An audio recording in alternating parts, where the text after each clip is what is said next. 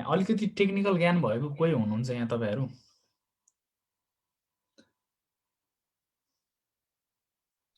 खासै छैन सर, सिक्ने क्रममा छौं। मलाई एकजना कोही सहयोग चाहिन्छ किनभने हाम्रो यहाँ प्राविधिक साथी आउनु भएको छैन अझै पनि हैन। तर मलाई यसरी कुराएर बस्न मन पनि छैन म आफैलाई पनि। सो त्यसो भएको कारणले गर्दाखेरि चाहिँ मैले सोचेको चाहिँ एकजना कोही हुनुहुन्छ भनेदेखि मान्छेलाई एडमिट मात्र गर्ने भयो भने पनि मलाई हेल्प हुन्छ क्या। म को होस्ट बनाइदिन्छु कोही हुनुहुन्छ भनेदेखि है।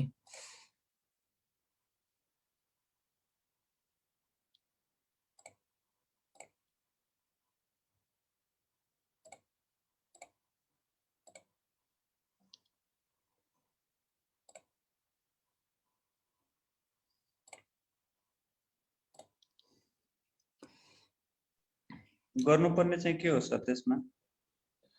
गर्नुपर्ने त जस्ट ऊ मात्र गर्दा पनि हुन्छ। ठिकै छ, केही छैन, म आफैले ट्राई गर्छु हैन। यता मैले मोबाइलबाट पनि खोलेको छु। ल ठिक छ, अब अहिले तपाईहरु मेरो एडिट मात्र गर्ने हो भने मलाई गराइदिनु न त, म गर्छु। हुन्छ, तपाईको नाम भन्नुस् न त है। अनिता पाण्डे। अनिता पाण्डे।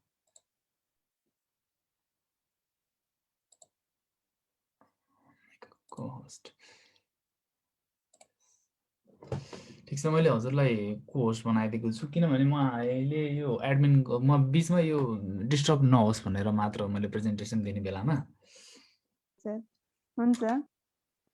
ठिक छ, ल मैले उ गरिदिएको छु तपाईलाई। बाँकी भनेको हाम्रो एउटा प्राविधिक साथी आउनुभयो भनेदेखि उहाँ कता हराउनु भयो अहिले हैन, त्यसपछि उ गर्न सकिन्छ।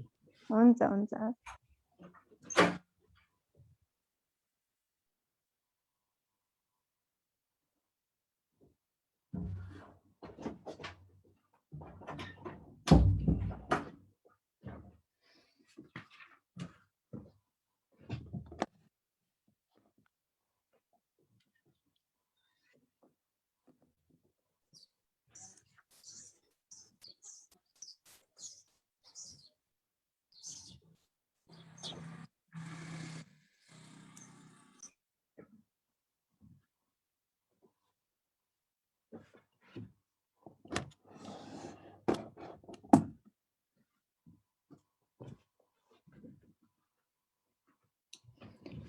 ओके, मेरो स्क्रिन सबैजनाले देखिरहनु भएको छ अहिले है।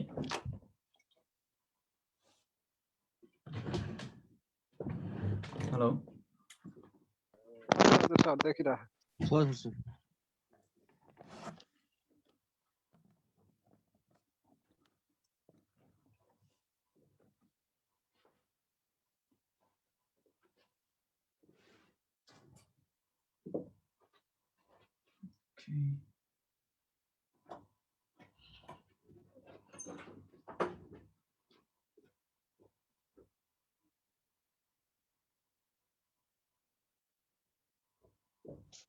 हजुर सर। हजुर सर, यो स्लाइडलाई के यो फुल प्रिभ्यूमा राख्दिनु न है प्लिज। ओके, ल ठिक छ। अब मैले प्रेजेन्टेसन सुरु गरेँ हैन। सबैभन्दा पहिला चाहिँ माफी माग्न चाहे, ढिला भयो अलिकति है। आजको हाम्रो टपिकमा चाहिँ आज हामी कुराकानी गर्नेछौँ कि प्रफिट एन्ड लस स्टेटमेन्टको बारेमा कुराकानी गर्नेछौँ हामी। हामीले योभन्दा अगाडि पनि एउटा गरेका थियौँ हैन, लाइभ सेसन गरेका थियौँ। लाइभ सेसनमा हाम्रो टपिक थियो त्यतिखेर ब्यालेन्स सिट कसरी चाहिँ पढ्ने भनेर। अनि ब्यालेन्स सिट एनालाइज गर्दाखेरि के कुरा। अभिषेक कुमारजी कृपया यसरी एनोटेसन नगरिदिनु होला हैन। सरी, म एकचोटि एनोटेसन पनि अफ गर्छु है। Disable annotation for other. तपाईहरुले यसरी के दिनुभयो भनेदेखि त म आफैले हेर्नै पाउँदिन। क्लियर।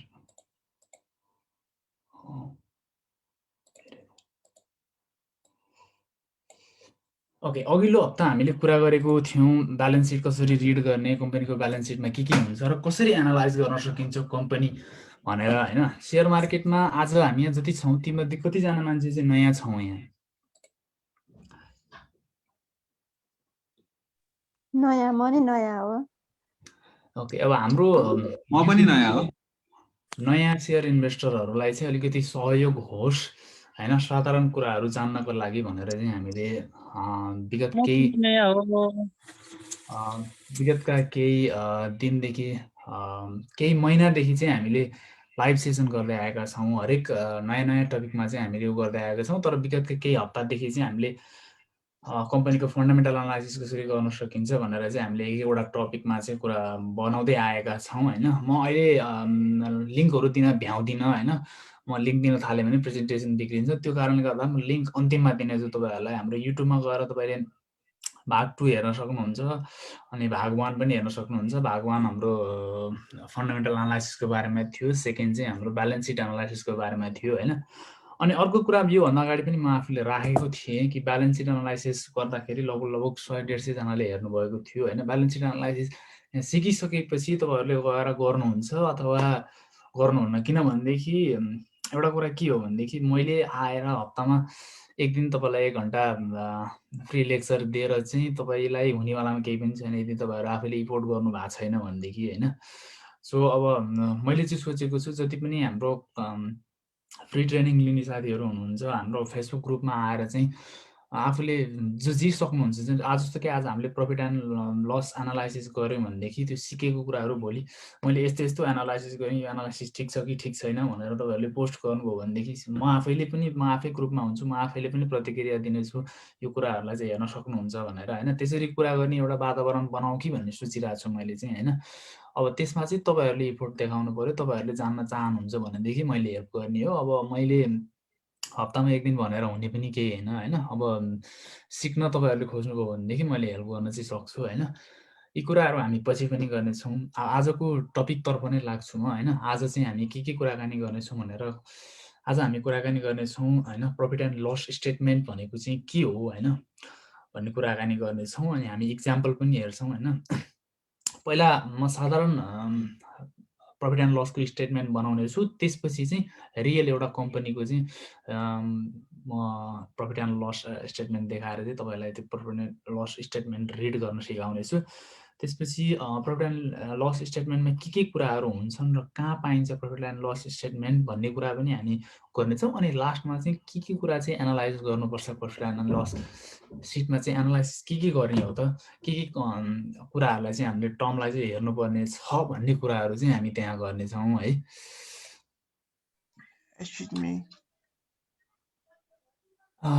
ओके निशान्त हजुर मेरो अलि नेटले धोका दियो दाजु। ठिक छ ल हाम्रो यहाँ अनिता पाण्डे नेट नै इन्ट्री गरे हुनुहुन्छ, उहाँले हेल्प गर्दै हुनुहुन्छ हैन। हजुर हुन्छ उ गरिदिँदै गर्छु, म को होस्ट बनाइदिन्छु। त्यसपछि म अब लागिसकेको छु उसमा म ठिक छ। त्यसपछि म ब्याक आउँछु है निशान्त मेक को होस्ट। थ्याङ्क यू अनिताजी तपाईँको हेल्पको लागि है। हाम्रो अहिले निशान्त भण्डारी भन्ने सर आउनु भएको छ, उहाँ टेक्निकली मलाई हेल्प गर्नुहुन्छ, साथसाथै तपाईँले पनि हेल्प गर्न सक्नुहुन्छ। अब चाहिँ उहाँले लिङ्क हाल्नुहुन्छ हाम्रो यो च्याट ग्रुपमा। सकेसम्म च्याट ग्रुपलाई अहिले केही नलेख्नु होला, तपाईँले लेखेको क्वेसनहरू मैले केही पनि पढ्न पाउँदिनँ, अहिले पढ्दा पनि पढ्दिनँ। यो सकेसम्म प्रेजेन्टेसनलाई उ नहोस् भनेर हैन। सो पछि कुराकानी गर्नेछौँ हामी। यो तपाईँहरूको केही क्वेसन एन्सर छ भनेदेखि पछि लिनेछु म। अहिले चाहिँ हामी प्रेजेन्टेसनमै लागौँ हैन। सुरुमा चाहिँ म कुरा गर्दैछु। ओके अब कुराकानी गरौँ कि हैन प्रफिट एन्ड लस स्टेटमेन्ट भनेको चाहिँ के हो हैन भन्ने कुरा चाहिँ गरौँ हैन। प्रफिट एन्ड लस स्टेटमेन्ट भनेको सिम्पली कुनै पनि कम्पनीको आय र व्ययको विवरण समेटेको एउटा खाता हो, जस्तै कम्पनीको नाफामा छ अथवा नोक्सानमा छ भन्ने कुरा देखाउँदछ हैन। प्रफिट एन्ड लस भनेको जुनसुकै कम्पनीले पनि एउटा कम्पनी खोलिसकेपछि, कम्पनीले व्यापार गर्न सुरु गरिसकेपछि सर्टेन टाइममा, जस्तो कि क्वार्टरली हो अथवा प्रफिट एन्ड लस पनि अब इयरली हुनसक्छ अथवा क्वार्टरली हुनसक्छ है, दुई खाले हुन्छ हैन। तर क्वार्टरली अथवा इयरली चाहिँ कम्पनीले आफ्नो कम्पनी नाफामा छ कि नोक्सानमा छ कि के भइरहेछ त कम्पनीको आर्थिक स्थिति भनेर थाहा पाउनको लागि चाहिँ कम्पनीले हुन्छ नि पैसा जति आउँछ र पैसा जति जान्छ नि ती दुईटा उसलाई चाहिँ समीकरण गरेर एउटा स्टेटमेन्ट बनाएको हुन्छ, त्यसलाई चाहिँ प्रफिट एन्ड लस स्टेटमेन्ट हुन्छ। आज हामी त्यही बारेमा कुराकानी गर्नेछौँ हैन। सो अब सुरुमै आज मलाई त्यो इक्जाम्पलमा जानुभन्दा अगाडि आज इक्जाम्पलमा हामी सेयर संसारबाट मैले लिएको छु एउटा कम्पनी, सायद यो कम्पनी कुन कम्पनी थियो सायद मैले बिर्सेँ होइन। यो शिवम सिमेन्ट्सको प्रफिट एन्ड लस स्टेटमेन्ट लिएको छु मैले होइन। अरू स्टेटमेन्ट पनि हेरौँला तर सबै स्टेटमेन्ट हुने यस्तै नै हो होइन। एउटा स्टेटमेन्टको इक्जाम्पल हेरिसकेपछि बाँकी तपाईँले हेर्न सक्नुहुन्छ। म तपाईँलाई यो ठाउँमा आइसकेपछि चाहिँ भन्छु क्या, अरू जस्तो कि ब्याङ्किङ सेक्टरहरूको, हाइड्रो सेक्टरहरूको अलिकति फरक हुन्छ होइन, के पुरा फरक हुन्छ भन्ने कुराहरू म गर्नेछु होइन। तर त्योभन्दा अगाडि चाहिँ मलाई होइन तपाईँहरूबाट नै एउटा साधारण तरिकाले चाहिँ सिकाउन मन लागिरहेछ। साधारण तरिकाले मतलब कुनै पनि एउटा कम्पनी खोलिसकेपछि कम्पनीमा इन्कम भनेको कस्ता कुराहरू चाहिँ इन्कमभित्र पर्छन् र कस्ता कुराहरू चाहिँ एक्सपेन्सेसभित्रमा पर्छन्। यदि कसैलाई आइडिया छ भनेदेखि तपाईँले मलाई भन्न सक्नुहुन्छ। ती कुराहरूलाई म यहाँ टिपोट गर्नेछु र ती टिपेका कुराहरूलाई हामी यहाँ लगेर हाल्नेछौँ होइन। सो हालिसकेपछि चाहिँ हामी आफैले चाहिँ एउटा प्रफिट एन्ड लस स्टेटमेन्ट आफैले बनाउनेछौँ। जस्तो कि मानौँ आजको लागि स्मार्ट मनी कम्पनीको इन्कम र एक्सपेन्सेसहरू हामी बुझ्छौँ है त। सपोज स्मार्ट मनी भनेको एउटा कम्पनी हो र एउटा कम्पनी दर्ता भनौँ न अब एउटा प्रोडक्सन फेजमा गइसकेपछि कम्पनीले केही कुराहरू जेनेरेट गर्न सक्छ होइन, भनेको पैसा कमाउन सक्छ। पैसा के कारणबाट कमाउन सक्छ भनेको कम्पनीले गुड्स एन्ड सर्भिसेस सेल गर्न सक्छ। गुड्स एन्ड सर्भिसेस भनेको सपोज स्मार्ट मनी कम्पनीले एउटा प्रडक्ट बनाएको छ, मानौँ एउटा कपीहरू बनाउँछ, बुकहरू बनाउँछ। स्मार्ट मनी कम्पनीले बुकहरू पब्लिस गर्छ भनेदेखि बुकहरू बेचेर चाहिँ सर्टेन इन्कम कमाउँछ। त्यो भनेको चाहिँ प्रडक्ट सेल गरेर चाहिँ इन्कम कमाउँछ होइन। अर्को भनेको स्मार्ट मनी कम्पनीले यस्तै लाइभ ट्रेनिङ सेसन पनि दिन्छ। लाइभ ट्रेनिङ सेसनमा सपोज पैसा चार्ज गर्छ भनेदेखि ट्रेनिङबाट पनि त इन्कम कमाउँछ होइन। ट्रेनिङबाट पैसा कमाउँछ। सपोज मानौँ स्मार्ट मनी कम्पनीले पैसा चाहिँ थोरै पैसा चाहिँ एउटा कम्पनीमा लगानी गरेको छ, मानौँ कि स्टक मार्केटमा नै पैसा लगानी गरेको छ सर्टेन पैसा, भनेपछि स्मार्ट मनीले पैसा अर्को इन्भेस्टमेन्टबाट कमाउँछ होइन। इन्भेस्टमेन्टबाट पनि पैसा कमाउँछ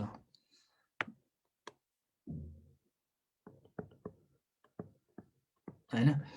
अर्को कुरा मानौँ सपोज स्मार्ट मनी कम्पनीले चाहिँ मान्छेहरूलाई हल्का पैसा चाहिँ ब्याजमा पनि दिन्छ होइन, भनेदेखि स्मार्ट मनी कम्पनीले ब्याज पाउँछ। ब्याज भनेको इन्ट्रेस्टबाट पनि स्मार्ट मनी कम्पनीले पैसा कमाउने भयो। सो भनेपछि यी सबै कुराहरू इन्कममा आए। अब एक्सपेन्सेस के हुन्छ त स्मार्ट मनी कम्पनीको?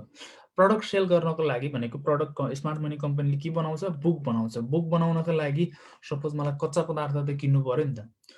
त्यो कच्चा पदार्थ किन्नको लागि कति खर्च हुन्छ भनेको अब र मेटेरियल्स भनौँ यसलाई। र मेटेरियल्स खर्च जति खर्च हुन्छ त्यो खर्च एक्सपेन्सेसमा आउँछ। ट्रेनिङ दिन्छ स्मार्ट मनी कम्पनीले। ट्रेनिङ दिनको लागि सपोज टिचरहरू हायर गरेर चाहिँ ट्रेनिङ दिन्छ भनेदेखि टिचरहरूलाई पनि त पे गर्नु पर्यो नि त होइन। सर्भिसेसहरूको लागि पे गर्नु पर्यो, जस्तो कि मानव जुम एपको पे गर्नु पर्यो। यी सबै कुराहरू हुन्छ नि, यी सबै कुराहरूको खर्च भनौँ न, सर्भिसको खर्च होइन। इन्भेस्टमेन्ट गर्ने, इन्ट्रेस्ट गर्ने, अब अरू कुराहरू एक्सपेन्सेस भनेको कम्पनीको स्टाफहरूलाई वेजेसहरू दिन पर्न सक्छ होइन।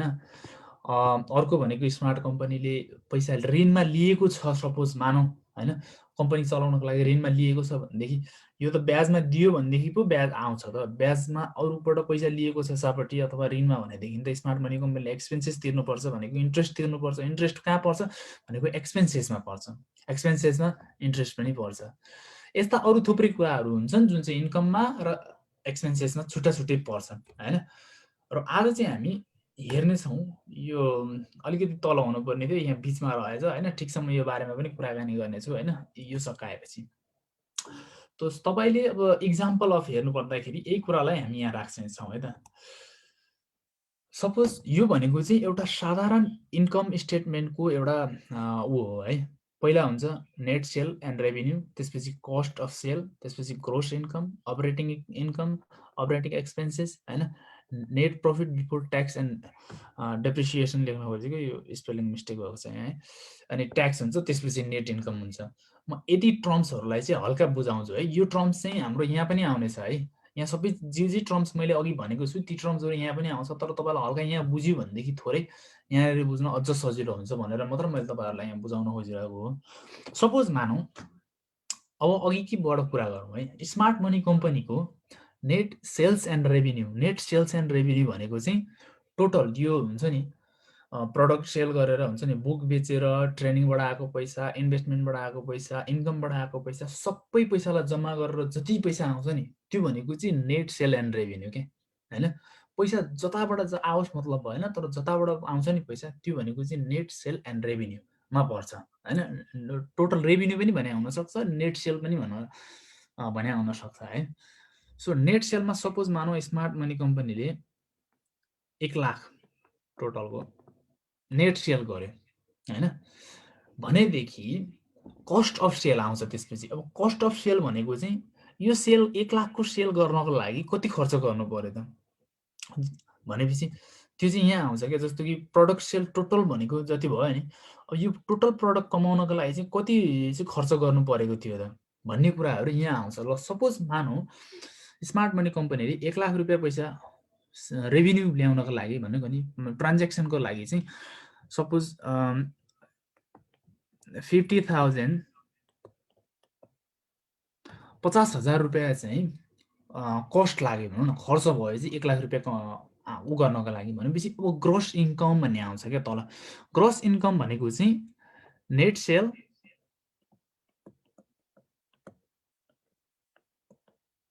माइनस कस्ट अफ सेल, यो माइनस यो भनेपछि 1 लाख माइनस 50,000 भनेपछि यो 50,000 भयो है।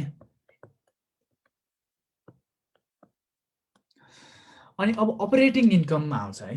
अर्को अपरेटिङ इन्कम भनेको चाहिँ कहिलेकाहीँ कुनै कम्पनीहरूले चाहिँ कस्तो पनि हुन्छ भने अपरेटिङ इन्कम भनेको चाहिँ यस्ता इन्कममा चाहिँ कस्ता खाले इन्कमहरू पर्छन् भनेको चाहिँ साधारण अपरेसनहरूबाट आउने इन्कमहरू पनि हुन्छन् जुन चाहिँ सेल्स एन्ड रेभिन्यूमा पर्दैनन् हैन।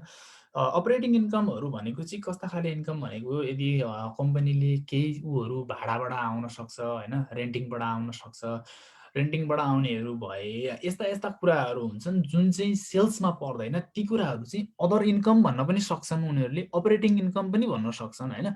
सो अपरेटिङ इन्कममा पर्ने कुराहरू भयो यो भनेको चाहिँ।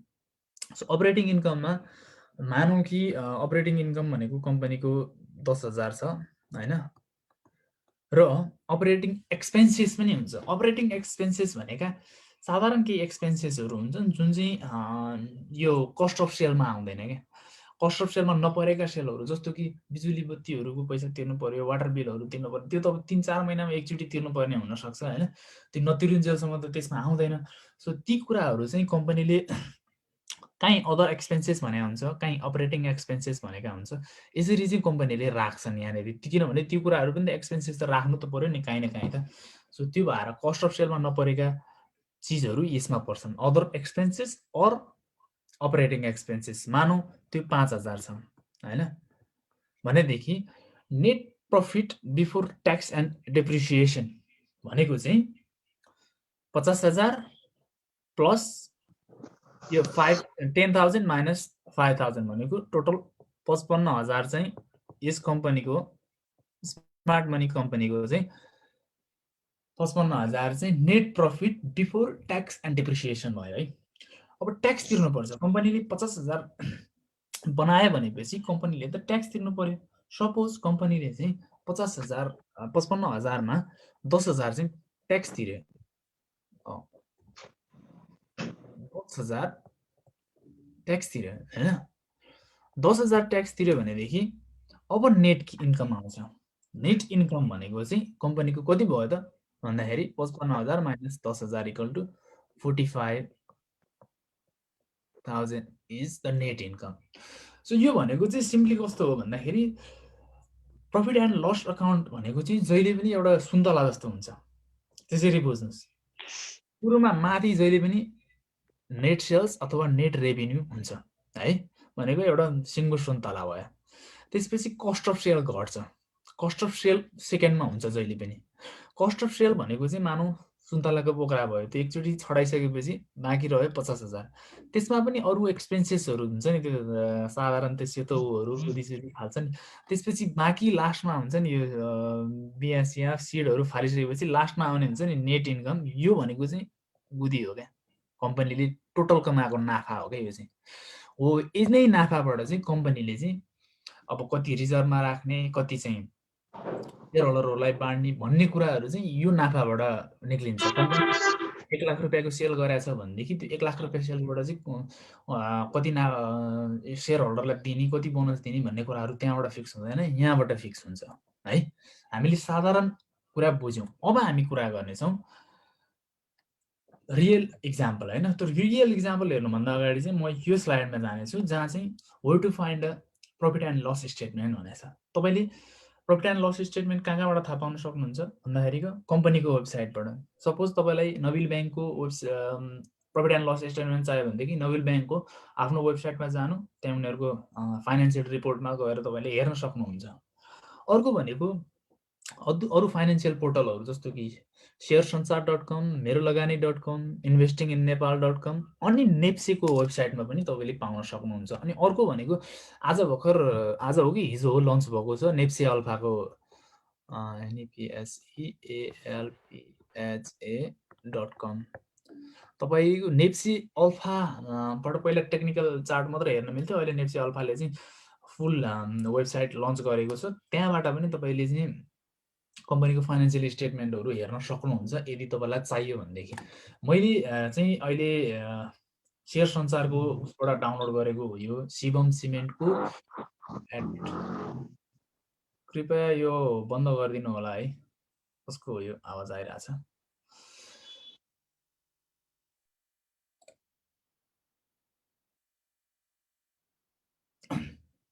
ओके, अब चाहिँ म कुराकानी गर्नेछु यसलाई कसरी चाहिँ रिड गर्ने भन्ने बारेमा कुराकानी गर्नेछु। मैले शिवम सिमेन्टको 2077-78 को सेकेन्ड क्वार्टरसम्मको फर्स्ट क्वार्टर, सेकेन्ड क्वार्टर र 2076-77 को second quarter up to second क्वार्टरसम्मको भएको यो फाइनेन्सियल पिरियड इन्डेड 17 जनवरी 2021 पुस 9 27 20 एउटा कुरा मलाई फेरि भन्नु मन लाग्यो यहाँनिर होइन। यो भनेको छ नि यहाँ माथि तपाईँहरूले देखिरहनु भएको छ, मैले लेख्न मिलिरहेको छैन कि यो होइन, फर द पिरियड इन्डेड 17 जन भनेको छ नि यो भनेको कतिजनाले बुझ्नु भएको छ? यस्तो हुन्छ है, प्रफिट एन्ड लस स्टेटमेन्ट भनेको चाहिँ विगतका कुराहरू हुन् क्या, विगतमा के भए भन्ने कुराहरू हो होइन। ब्यालेन्स सिट भनेको चाहिँ आजको दिनमा कम्पनीको स्थिति कस्तो छ भन्ने कुराहरू थाहा पाइन्छ ब्यालेन्स सिटबाट। आजको दिनमा हिजो के थियो मतलब छैन, भोलि के हुन्छ मतलब छैन, आजको दिनमा अहिलेसम्म यो निकाल्दाको दिनसम्म होइन, रिपोर्ट निकाल्दाको दिनसम्म कम्पनीको स्थिति कस्तो छ भन्ने कुरा चाहिँ ब्यालेन्स सिटबाट थाहा पाइन्छ। तर प्रफिट एन्ड लस अकाउन्टबाट चाहिँ हिजोका दिनहरूमा के भयो त भनौँ न। आजको भनेको चाहिँ यहाँ भनेको छ नि फर द पिरियड इन्डेड भनेको 13 गतेसम्म चाहिँ के भयो त भनेको 13 गतेसम्म चाहिँ योदेखि 2076 सालदेखि यो 13 जनवरीसम्म चाहिँ के भयो त, कम्पनीले कति पैसा कमायो, कति पैसा कम्पनीले खर्च गर्यो भन्ने कुराहरू चाहिँ यसमा हुन्छ। सो प्रफिट एन्ड लस भनेको पास्टमा जे भयो ती कुराहरू हुन्छ। ब्यालेन्स सिटमा चाहिँ कम्पनीको प्रेजेन्ट सिचुएसन कस्तो छ, प्रेजेन्ट फाइनेन्सियल सिचुएसन कस्तो छ होइन भन्ने कुराहरू चाहिँ तपाईँले ब्यालेन्स सिटबाट थाहा पाउनुहुन्छ। अर्को कुरा चाहिँ हामी नेक्स्ट हामी गर्न भ्याउँदिनँ, म आफू भ्याउँदिनँ है। नेक्स्ट हप्ताभन्दा अर्को हप्ता चाहिँ हामी कुराकानी गर्नेछौँ क्यास फ्लो होइन। क्यास फ्लो स्टेटमेन्टले चाहिँ फ्युचरमा कम्पनीले अब फ्युचरमा चाहिँ कम्पनीले कतिको रेभेन्यू गर्दै जान्छ, फ्युचरमा चाहिँ कम्पनीको स्थिति कस्तो छ भन्ने कुरा चाहिँ क्यास फ्लोबाट थाहा पाइन्छ। सो अहिले हामीले हेरिरहेको भनेको चाहिँ प्रफिट एन्ड लस अकाउन्ट हो। प्रफिट एन्ड लस अकाउन्ट भनेको चाहिँ कम्पनीको विगतमा के भयो भनेको फर द पिरियड इन्डेड 13 जनवरी 2021 सम्म चाहिँ के भयो त कम्पनीमा भन्ने कुराहरू थाहा पाइन्छ है। अब लागौँ इन्कममा है।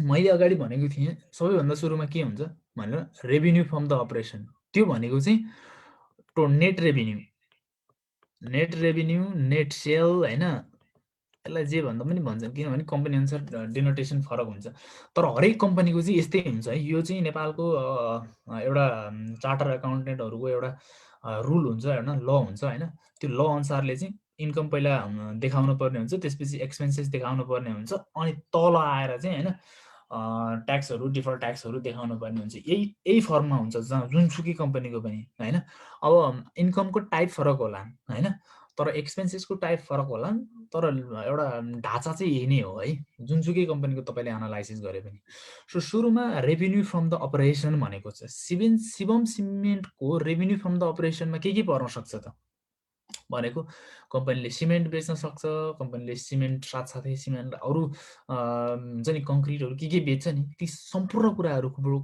बेचेर आउने पैसालाई चाहिँ यहाँनिर राख्छ कम्पनीले अनि अदर इन्कम मैले भनेको थिएँ नि केही इन्कमहरू चाहिँ अदर इन्कममा पनि पर्छ हैन अदर इन्कम चाहिँ जुन कुरा चाहिँ यो सेल्समा आएको छैन नि ती कुराहरू यसमा आउँदछन् सो भनेपछि यहाँनिर हेरौँ है त कम्पनीको यो सबै हजारमा छन् हैन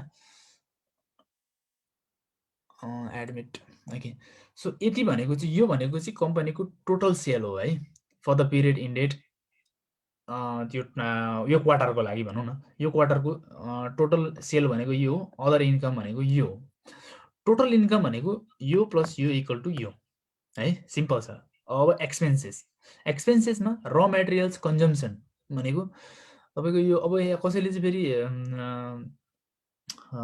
एक्सपेन्सेस फर र मेटेरियल्स अथवा हुन्छ नि कस्ट फर र मेटेरियल्स प्रोडक्सन यस्तै लेखेका हुन्छन् तर र मेटेरियल कन्जम्सन भनेको सिम्पली अघि स्मार्ट मनी कम्पनीको बुक बनाउनको लागि कति खर्च भएको थियो कच्चा पदार्थ त्यही हो भन्नु खोजेको थिएँ यो कच्चा पदार्थ कति खर्च भयो थियो यो नेट सेलको लागि बनाउनको लागि भन्ने कुराहरू यहाँनिर आउँछ हैन electricity and fuel and power भनेको छ त्योहरू यहाँ आएको छ हैन so changes in inventories or finished good or work in progress भनेको कस्तो कहिले काहीँ कस्तो पनि हुन्छ भनेदेखि कम्पनीले उ त किन्यो हैन स्टकहरू त किन्यो तर यो पिरियड बनाउँदाखेरिसम्म चाहिँ हैन अब सिमेन्ट बन्दै छ त्यो बन्दै गरेको पनि त त्यो त पैसै हो नि त हैन त्यो पैसा खर्च भइसकेको छ नि त हैन ती कुराहरू पनि यहाँ मेन्सन गर्नुपर्ने हुन्छ तीबाट अब पैसा आइसकेको छैन तर बन्दै गरेको चाहिँ छ भन्ने कुराहरू पनि यहाँनिर देखाउनु पर्छ इम्प्लोइ बेनिफिट एन्ड एक्सपेन्सेस भनेको अब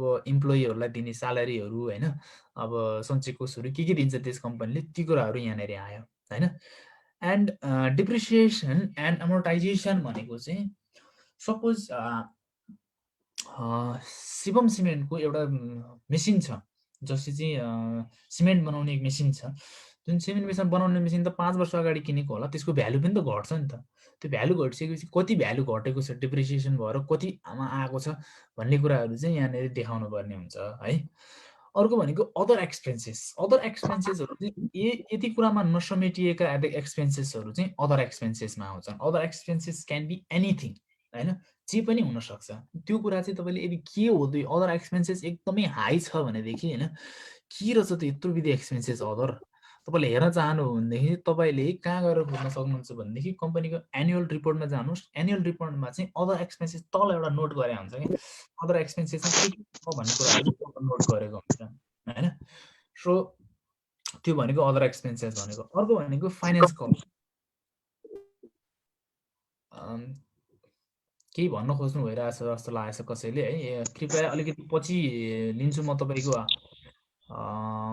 क्वेशन यदि क्वेशन सोध्न खोज्नु भएको हो भनेदेखि हैन भनेदेखि कृपया आफूलाई म्युट गर्नु होला हैन ओके सो टोटल एक्सपेन्सेस भनेको यी सम्पूर्ण एक्सपेन्सेस जोडेर आउने एक्सपेन्सेसलाई टोटल एक्सपेन्सेस भनिन्छ अब profit and loss before tax भनेको हो स्मार्ट मनी कम्पनीको ग्रोस प्रॉफिट भनेको थिएँ नि मैले त्यो ग्रोस प्रॉफिट चाहिँ यहाँनेरि आयो के यो भनेको चाहिँ ग्रोस प्रॉफिट हो ग्रोस प्रॉफिट भनेको के हो भन्दाखेरि यो टोटल इन्कम माइनस यो इक्वल टु यो भनेको चाहिँ प्रॉफिट बिफोर ट्याक्स हैन त्यसपछि ट्याक्स एक्सपेन्सेसमा चाहिँ करेन्ट ट्याक्स भनेको चाहिँ अहिलेको अवस्थामा चाहिँ ट्याक्स कति तिर्यो त कम्पनीले यति तिर्यो हैन अर्को भनेको चाहिँ डिफर्ड ट्याक्स भनेको हुन्छ डिफर्ड ट्याक्स भनेको चाहिँ कस्तो ट्याक्स हो भनेदेखि कम्पनीले यदि केही खर्च गरेको छ भनेदेखि कम्पनीलाई चाहिँ एउटा सुविधा हुन्छ क्या हैन कम्पनीलाई कस्तो सुविधा हुन्छ भनेदेखि सपोज मानौ कम्पनीले यति नाफा बनायो, यो नाफा चाहिँ म एउटा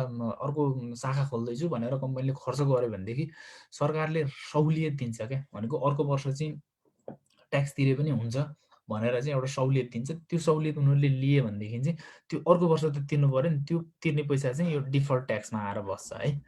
सो अब यो तिर्नुपर्ने ट्याक्स भनेको चाहिँ यो वर्षको ट्याक्स भयो। करेन्ट ट्याक्स भनेको चाहिँ the tax you need to pay within a year हैन। अनि डिफर्ड ट्याक्स भनेको चाहिँ the tax you have to pay without like हुन्छ नि इट्स हुन्छ नि आउट अफ द इयर क्या।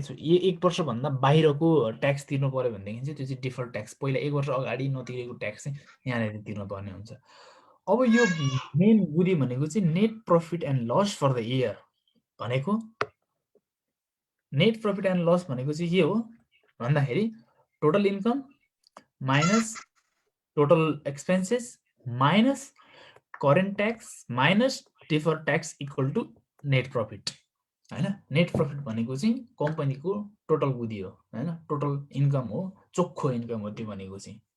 हामीले यो चाहिँ शिवम सिमेन्टको बुझ्यौँ हैन। अब यदि मैले ब्याङ्किङ सेक्टरको पनि ल्याउनु पर्ने रहेछ क्यारे हैन, मैले ल्याएँ।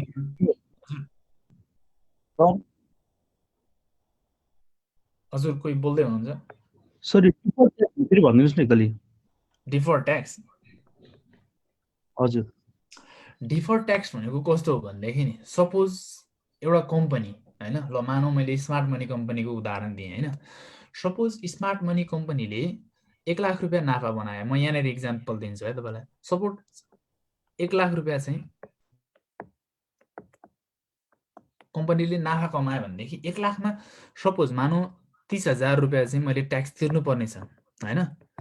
यो वर्ष मैले ट्याक्स तिर्नुपर्ने छ 30%, 30,000 भनौँ न, 30,000 तिर्नुपर्ने छ। 30,000 चाहिँ मैले सरकारलाई भने म मेरो 30,000 ट्याक्स तिर्नुपर्ने ठाउँमा चाहिँ मैले कम्पनीको 1 लाख नाफामा चाहिँ 80,000 जति चाहिँ ल 1 लाख भनौँ न, ल सपोज मानौ 1 लाख रुपियाँ नाफा भएको थियो, त्यो 1 लाख रुपियाँ चाहिँ मैले शाखा खोलेँ, ल कम्पनीमा विस्तार गरेँ। मैले कम्पनी विस्तार गरेँ भनेदेखि अब स्मार्ट मनी कम्पनी एउटा थियो काठमाडौँमा, मैले अर्को एउटा पोखरामा पनि खोलेँ हैन, त्यो 1 लाख रुपियाँ खर्च गरेर। अनि मेरो ब्यालेन्स सिटमा मैले मेरो टोटल प्रफिट कति देखिन्छ भन्दा 0। कसरी 0 देखियो भन्दाखेरि मेरो यो 1 लाख रुपियाँ त एक्सपेन्सेसमा गयो नि त। के भन्नुभयो कसैले? सो मेरो 1 लाख रुपियाँ त गयो नि त एक्सपेन्सेसमा। एक्सपेन्सेसमा गइसकेपछि यो 0 देखिन्छ। 0 टेक्निकल्ली 0 होइन, किनभने टेक्निकल्ली 1 लाख हो।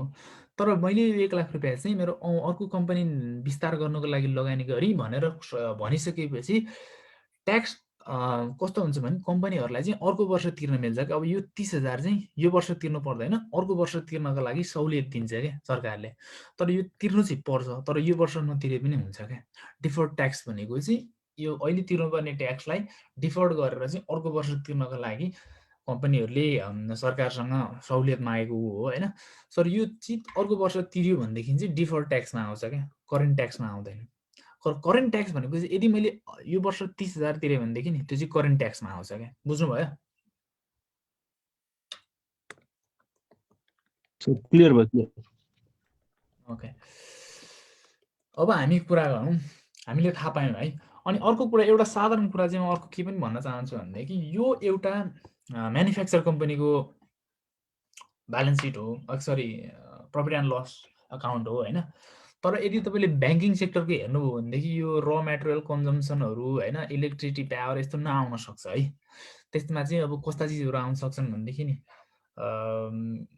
के अरे इन्कम फ्रम इन्ट्रेस्ट रेट हुन्छ नि। ब्याङ्कले कहाँबाट पैसा कमाउँछ भन्दाखेरि साधारण मान्छेहरूलाई लोन दिएर पैसा कमाउँछन् अथवा इन्भेस्ट गरेर पैसा कमाउँछन् हैन, तपाईँहरूले डिपोजिट गरेका पैसाबाट पैसा कमाउँछन्, त्यस्ता कुराहरू आउँछन् है। तर एक्सपेन्सेस इन्कम भन्ने कुरा बुझ्नुभयो भनेदेखि जहाँबाट आए पनि इन्कम आउनु त हो नि, उनीहरूले खुलाएको हुन्छ ती कुराहरू चाहिँ हैन।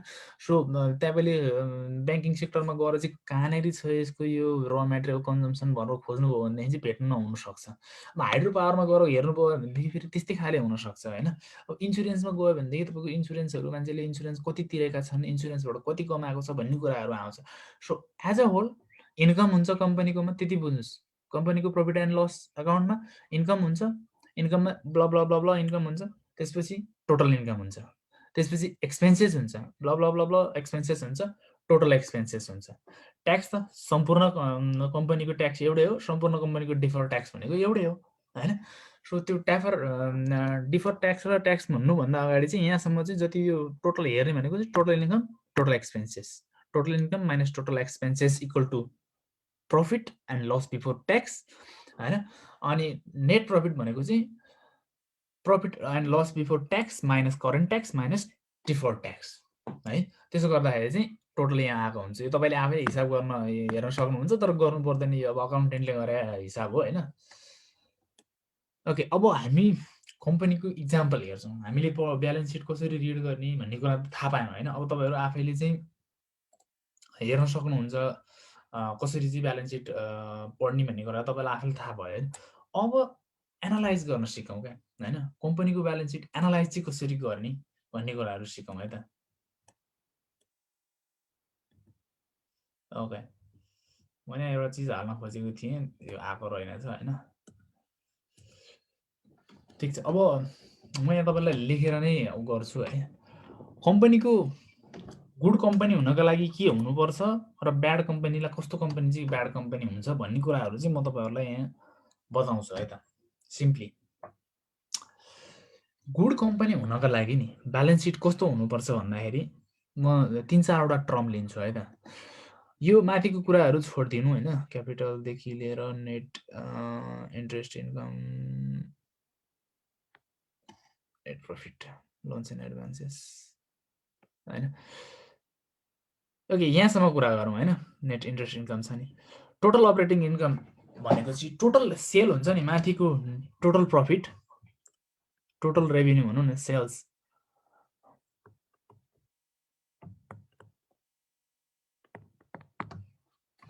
टोटल प्रफिट भनेको अप हुनुपर्छ हैन।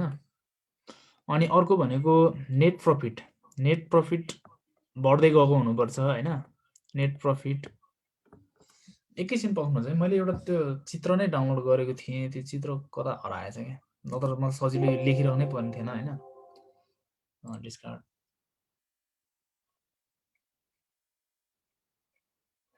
आई डोन्ट नो कता गयो अब त्यो।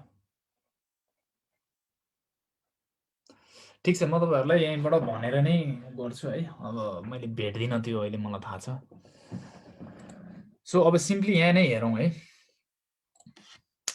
राम्रो कम्पनी, एउटा कम्पनी राम्रो हुनका लागि कम्पनीको प्रफिट एन्ड लस अकाउन्ट राम्रो हुनका लागि के हुनुपर्छ भन्दाखेरि पहिलो भनेको रेभिन्यू हैन। रेभिन्यू भनेको के हो भनेको कम्पनीको ओभरअल रेभिन्यू चाहिँ बढ्दै गयो भनेदेखि नि, हरेक क्वार्टरमा बढ्दै गएको छ, हरेक इयरली बढ्दै गएको छ भने कम्पनी चाहिँ राम्रो कम्पनी हो भन्न सकिन्छ। अर्को भनेको कम्पनीको नेट प्रफिट हैन। नेट प्रफिट बढ्दै गएको छ भने पनि हैन कम्पनी चाहिँ राम्रो खाले कम्पनी हो भन्न सकिन्छ हैन। अनि अर्को कुरा भनेको एक्सपेन्सेस, कम्पनीको एक्सपेन्सेस हुन्छ नि, कम्पनीको एक्सपेन्सेस चाहिँ घट्दै गएको भने चाहिँ राम्रो कम्पनी भन्न सकिन्छ क्या। अनि अब कम्पनीको एक्सपेन्सेस घट्नु राम्रो हो, तर कम्पनीको एक्सपेन्सेस के कारणले घटिरहेको छ भन्ने कुरा पनि तपाईँले थाहा पाउनुहुन्छ पर्छ है। यदि कम्पनीको एक्सपेन्सेस हैन, कम्पनीको एक्सपेन्सेसमा के पर्छ त, हामीले अघि नै कुरा गऱ्यौँ हैन। अब यदि र मेटेरियल कस्टहरू कम हुँदै गएको हो भने धेरै राम्रो हो। ओहो, के भयो? ओके, तर कम्पनीमा एक्सपेन्सेसमा एउटा एक्सपेन्सेस बढ्नु चाहिँ राम्रो हो, त्यो भनेको स्टाफ एक्सपेन्सेस हुन्छ नि, वेजेस हुन्छ नि। यदि कुनै पनि कम्पनीको हैन स्टाफलाई दिने एक्सपेन्सेसहरू हुन्छ नि, स्यालेरीहरू बढेको छ भनेदेखि नि त्यो राम्रो हो। कसरी राम्रो हो म तपाईँलाई बुझाउँछु है त। कसरी राम्रो हो भनेदेखि यदि कुनै पनि कम्पनी अब वेजेस बढाएर कम्पनीले अब स्टाफको वेजेस बढाएर एक्सपेन्सेस बढी भएको हो भने त्यो नराम्रो हो। तर कम्पनीले एज अ बिजनेस त्यस्तो धेरै गर्दैन हैन, एकदमै रेयर चान्स हुन्छ। किनभने कम्पनीको एउटा लेभल हुन्छ, यो लेभलसम्म मात्र, यो लेभलको मान्छेलाई यति लेभलसम्मको स्यालेरी दिने भनेर उनीहरूको एउटा रुल्स नै हुन्छ हैन, रेगुलेसन हुन्छ हैन। अब त्यही अनुसारको हुने हुन्छ हैन। तर कम्पनीको एक्सपेन्सेस कुन कारणले बढ्न सक्छ भन्दाखेरि कम्पनीले स्टाफ हायर गर्छ क्या हैन। जस्तो कि एउटा कम्पनीले 4वटा स्टाफ थियो, 4 जनालाई 10,000 को दरले 40,000 दिइरहेको थियो। कम्पनीको एक्सपेन्सेस 40,000 देखिरहेको थियो हैन। त्यसपछि वात्तै बढेर कम्पनीको एक्सपेन्सेस 80,000 भयो। भनेपछि कम्पनीले के गर्यो होला त? भने कम्पनीले स्टाफ बढायो। भनेको अब 4वटा अर्को स्टाफ बढायो भनेपछि त्यो त राम्रो कुरा हो नि। कम्पनीले 4वटा स्टाफ किन बढाउँछ अर्को? भनेको कम्पनी त बिजी भइरहेको छ। कम्पनीमा त काम भइरहेको छ नि त धेरै। यो वेजेस बढ्नु भनेको चाहिँ अझै राम्रो कुरा हो मान्छु म चाहिँ। कम्पनीको वेजेस एक्सपेन्सेस बढ्नु भनेको, स्यालेरी एक्सपेन्सेस बढ्नु भनेको company is doing something better हैन। Company is hiring more man power भनेपछि that is good sign of the company's profit and loss account हैन।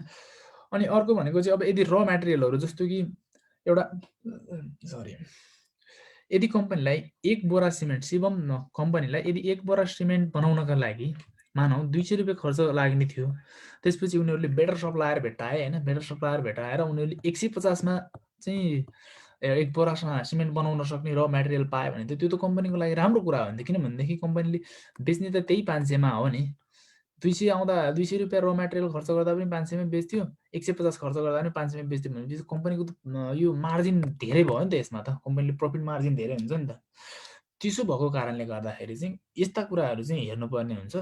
सो कम्पनीको एक्सपेन्सेस ओभरअल घट्नु राम्रो, तर कम्पनीको वेजेसहरू तपाईँले हेर्न सक्नुहुन्छ। यदि तपाईँलाई कुन एक्सपेन्सेस बढिरहेको छ, कुन एक्सपेन्सेस घटिरहेको छ भनेर चाहिँ तपाईँले यहाँबाट हेर्न सक्नुहुन्छ क्या। जस्तो कि अहिले यसैको उदाहरण दिउँ हैन त, इम्प्लोइ बेनिफिट भनेको छ नि।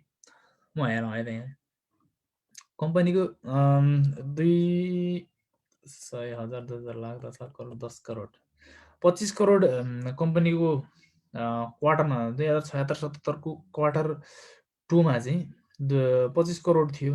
त्यसपछि घटेर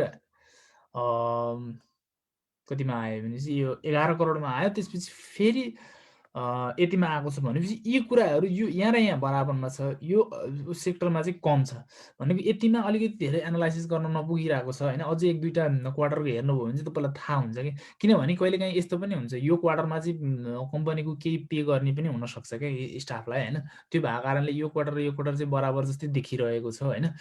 सो यस्ता कुराहरू यदि कम्पनीको यो क्वार्टरमा पनि बढेर अझ यो क्वार्टरमा पनि बढेको भए चाहिँ हो कम्पनीमा केही के अरे बढिरहेछ, स्टाफ बढिरहेछ अथवा कम्पनीको केही चिज चाहिँ म्यान पावर चाहिँ बढिरहेको छ, जसले गर्दाखेरि कम्पनीको म्यासिभ बढिरहेछ। किनभनेदेखि यो करोडौँ करोड त स्टाफमा एकैचोटि कम्पनीले स्यालेरी त बढाउँदैन नि त त्यसरी त हैन।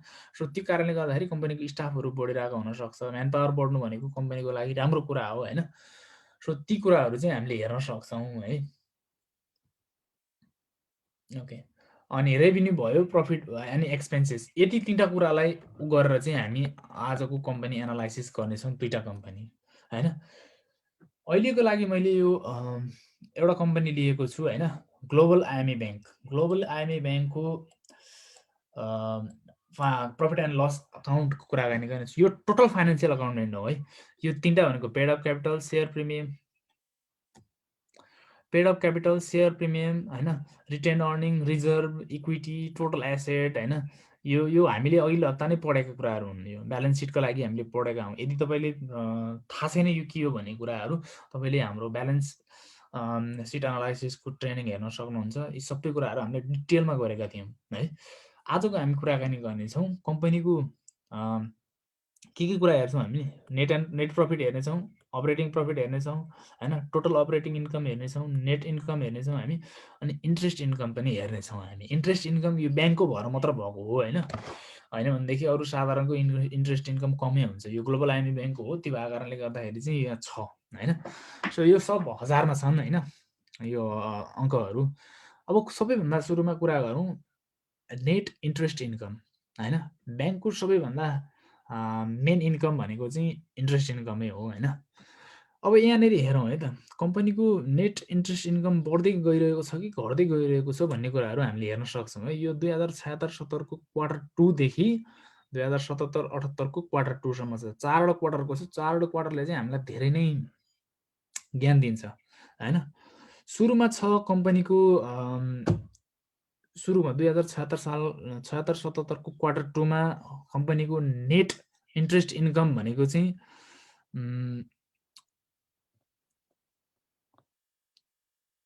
35 लाख 35 लाख। अब यो पछाडि 3टा पनि छ हैन।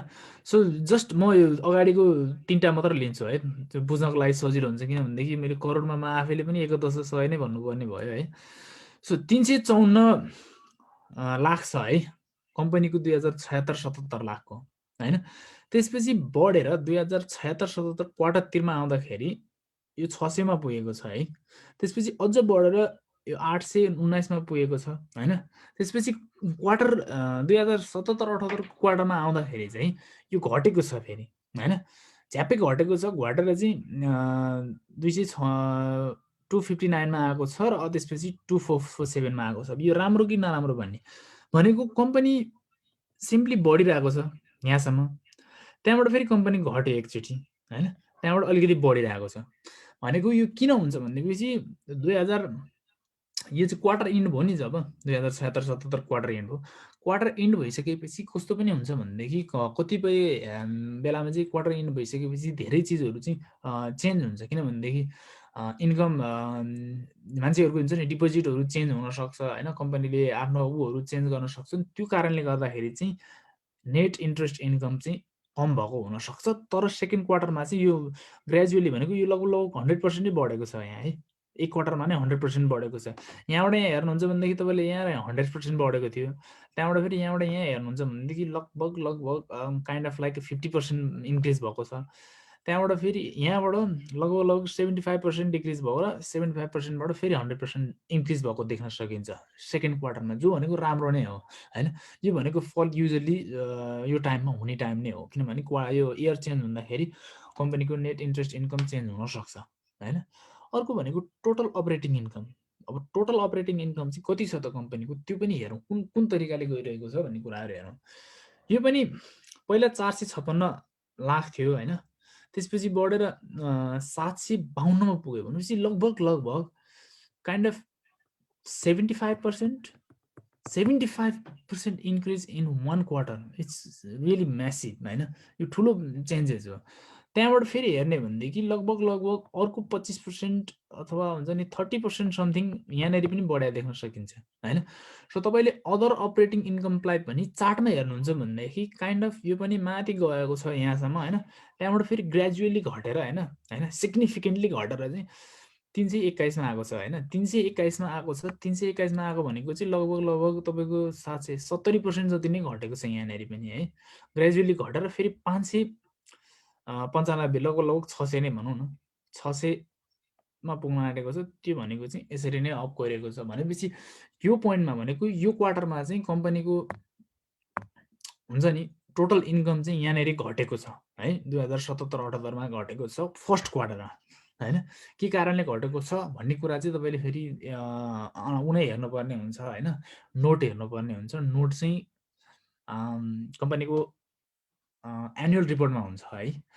सो अर्को कुरा हेरौँ, यो यतिसम्मलाई यो ग्रिन टिक नै दिन्छु मैले। यो रेड पेन भए पनि यो चाहिँ ग्रिन टिक हो है। कम्पनी जे भने इन्क्रिजमै छ, राम्रो नै छ, यो ग्रिन साइन हो।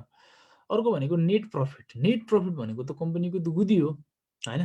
त्यो के भइरहेको छ त कम्पनीको, त्यो कुरा पनि हेरौँ है त। कम्पनीको पहिलाको नेट इन्कम थियो हैन 168 थियो है। मैले अगाडिको 3टा अक्षर मात्र लिइरहेको छु है, तपाईँले बुझ्नुभएको छ।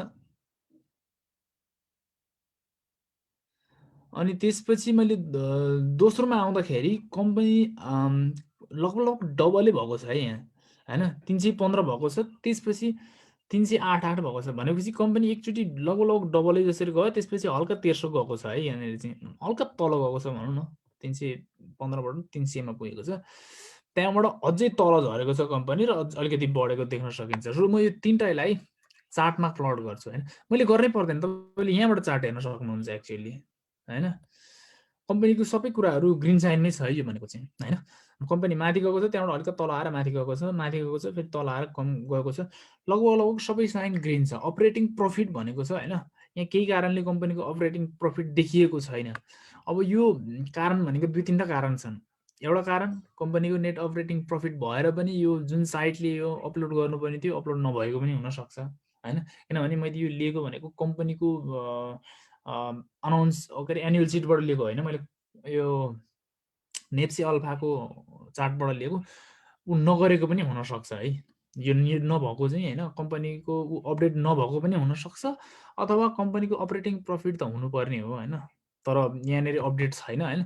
सो यसलाई चाहिँ मैले अहिले व्याख्या गर्दिनँ होइन, किनभने यसको लागि हामीले कम्पनीको रियल एनुअल रिपोर्टमा नै हेर्नुपर्ने हुन्छ। सो अब यहाँनिर चाहिँ राम्रै देख्न सकिन्छ कम्पनीको अपरेटिङ प्रफिट, तर नेट प्रफिट पनि हेर्ने हो भनेदेखि कम्पनीको राम्रो नै देखिएको छ होइन। सो यो कारणले गर्दाखेरि चाहिँ कम्पनीको फाइनेन्सियल हेल्थ भनौँ न, कम्पनी राम्रै उसमा छ, प्रफिटमै छ भनेर चाहिँ कम्पनी एनालाइज गर्न सकिन्छ। विगतमा कम्पनी राम्रै गरिरहेको रहेछ पर्फर्मेन्स यो दिनसम्मको लागि भन्ने कुराहरू हामी थाहा पाउन सक्छौँ। अब हामी एउटा ब्याड कम्पनीको इक्जाम्पल हेरौँ है।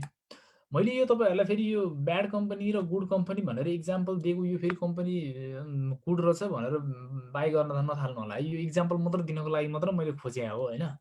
सो यसमा धेरै कुराहरू फन्डामेन्ट्सहरू हुन्छन्, अरू कुराहरू मैले सिम्पली यही 3टा आधारमा मात्र हेरिरहेको छु है, किनभनेदेखि तपाईँहरूलाई इक्जाम्पल दिनको लागि चाहिँ मलाई सजिलो होस् भनेर मैले हेर्दाखेरि यही देखेँ, मैले त्यही भएर डाउनलोड गरेको। फेरि राम्रो फन्डामेन्टल थियो भनेर भनेको थियो मलाई मिटिङमा, सो मैले किनेको भनेर चाहिँ नकिन्नु होला। यस्तो गर्नुभयो भनेदेखि फाइनेन्सियल लसहरू तपाईँ आफैले बिहोर्नुपर्ने हुन्छ है। अब म कुराकानी गर्छु सोल्टी होटल लिमिटेडको। सोल्टी होटल लिमिटेडको हामी financial profit and loss account हामी हेर्नेछौँ। त्यहाँनिर हामी हेर्नेछौँ होइन कम्पनीको रेभिन्यू होइन कति भइरहेको छ, ग्रस प्रफिट कति भइरहेको छ, अनि अपरेसन प्रफिट कति भइरहेको छ भन्ने कुराहरू हामी हेर्नेछौँ। टोटल प्रफिट चाहिँ मैले काटेछु कि क्या हो, टोटल प्रफिट काटिएको जस्तो लाग्यो मलाई है। ठिकै छ, okay. Revenue from the operation भनेको टप लाइन। अनि एउटा कुरा मलाई टप लाइन भनेपछि मलाई भन्न मन लाग्यो, यदि तपाईँले भिडियोहरू कुनै भिडियोहरू हेर्नुभएको छ र अनि टप लाइन र बटम लाइन भनेको सुन्नुभएको छ भनेदेखि नि त्यो भनेको चाहिँ के हो भने नि यो रेभिन्यू फ्रम द अपरेसन हुन्छ नि, रेभिन्यू अथवा नेट सेल भनेको चाहिँ टप लाइन, नेट प्रफिट भन्ने हुन्छ होइन, नेट प्रफिट होइन। ओ गड लेख्नै मिलिरहेको छैन के भएको।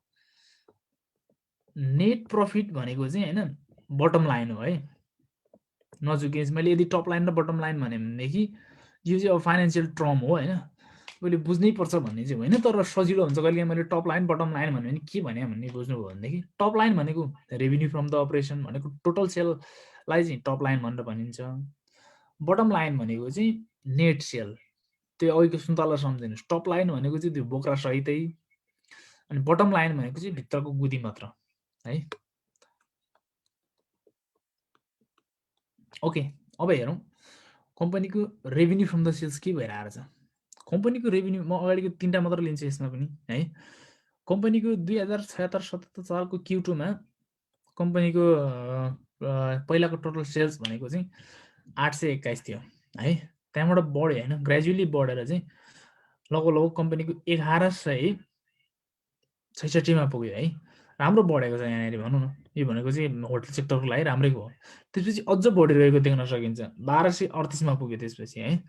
त्यहाँबाट चाहिँ ड्रास्टिकली हुन्छ नि लगभग 60% ड्यामेज भएर चाहिँ तल आएको देख्न सकिन्छ यहाँनिर है। सो चार्ट कसरी गयो भन्दाखेरि यसरी गयो होइन, त्यहाँबाट अझ 1200 माथि गयो, त्यहाँबाट आएर यसरी तल आयो 551 मा आयो होइन, 51 मात्र भनौँ न। त्यसपछि 169 मा आएको छ। 821 थियो अघिल्लो वर्षको Q2 मा होइन। यो Q2 र यो Q2 हेरौँ न, यो Q2 मा चाहिँ 821 थियो, यहाँनिर चाहिँ अहिले 169 छ, धेरै नै कम छ नि त। यो त लगभग 80% कम छ यार होइन। अब Q1 त छैन यहाँ होइन, अब Q3हरू हेर्न नै बाँकी छ होइन। तर अब सोल्टी होटलको Q3 अफकोर्स राम्रो हुँदैन, सबैलाई थाहा भएकै कुरा हो। होटलहरू बन्द छन् अचेल, लगभग खुली पनि राम्रोसँग टुरिस्टहरू आएको छैनन्, ती कारणले गर्दाखेरि घटेका हुन् होइन। तर फाइनेन्सियल सिचुएसन हेर्दाखेरि त सबैभन्दा बढी ड्यामेज कतिखेर भएको रहेछ त्यो सोल्टी होटल भन्दाखेरि 2077-78 को Q1 मा चाहिँ सबैभन्दा धेरै ड्यामेज भएको रहेछ टोटल रेभिन्यूमा होइन। अब हेरौँ ग्रोस प्रफिट। अब ग्रोस प्रफिट यहाँ फर सम रिजन केही गरी अपडेट भएको छैन होइन। अब त्यसलाई चाहिँ मैले अब गर्न सक्दिनँ होइन। तर सिम्पली ग्रोस प्रफिट भनेको चाहिँ अब हामी मान्न सक्छौँ ग्रोस प्रफिट भनेको जहिले पनि यहीसँग रिलेटेड हुन्छ क्या। ग्रोस प्रफिट भनेको के हो होइन, ग्रोस प्रफिट भनेको के हो कसरी भन्न सक्नुहुन्छ मलाई?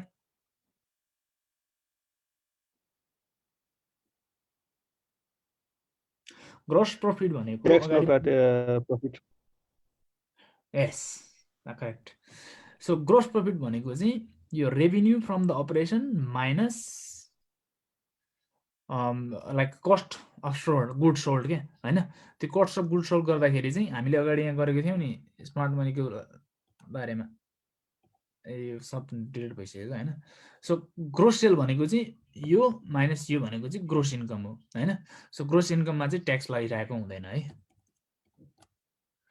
अब ग्रोस प्रॉफिट भनेको छ अब यहाँनेरि मात्र देखाएको छ यो कुरा पनि तपाईहरुले हेर्न सक्नुहुन्छ कि यदि यो वेबसाइटमा मात्र नदिएको हो हैन तर रियलमा चाहिँ हुन्छ यो हुनै पर्छ किनभने ग्रोस प्रॉफिट भन्ने कुरा त हुनै पर्छ केको 1 रुपैयाँ छ 2 रुपैयाँ छ जति छ त्यो त देखाउनै पर्छ हैन यो अपडेट भएको रहेन र मैले यी कुराहरु अलिकति हेरिन अगाडि हैन सो सिम्पली हुन्छ त्यो यसैको आधारमा हुन्छ त्यो ग्रोस प्रॉफिटको चार्ट पनि यदि म 100% स्योर हो तपाईले एनुअल चार्टमा गएर हेर्नुभयो भने यस्तै नै हुन्छ हैन चार्ट यतिकैमा हुन्छ किन भन्दाखेरि यदि टोटल सेल राम्रो भयो भनेदेखि ग्रोस प्रॉफिट पनि राम्रो हुँदै जान्छ हैन ग्रोस प्रॉफिट भनेको त ट्याक्स तिर्नुभन्दा अगाडिको प्रॉफिट त हो नि हैन अब यो कम भयो भनेदेखि ग्रोस प्रॉफिट पनि कम हुन्छ हैन सो ओभरअल के भइरहेको देख्न सकिन्छ भन्दाखेरि अघिल्लो वर्षको 1 वर्षको हाराहारीमा चाहिँ यस कम्पनीको टोटल रेभेन्यू घट्दै गइरहेको छ हैन अनि ग्रोस प्रॉफिट पनि घट्दै गइरहेको छ एक्सपेन्सेस मैले यहाँ हेर्न पाइन हैन किन भन्दाखेरि यो काटिएको रहेछ एक्सपेन्सेस हैन तर अपरेटिङ प्रॉफिट हामीले हेर्न सक्छौं हैन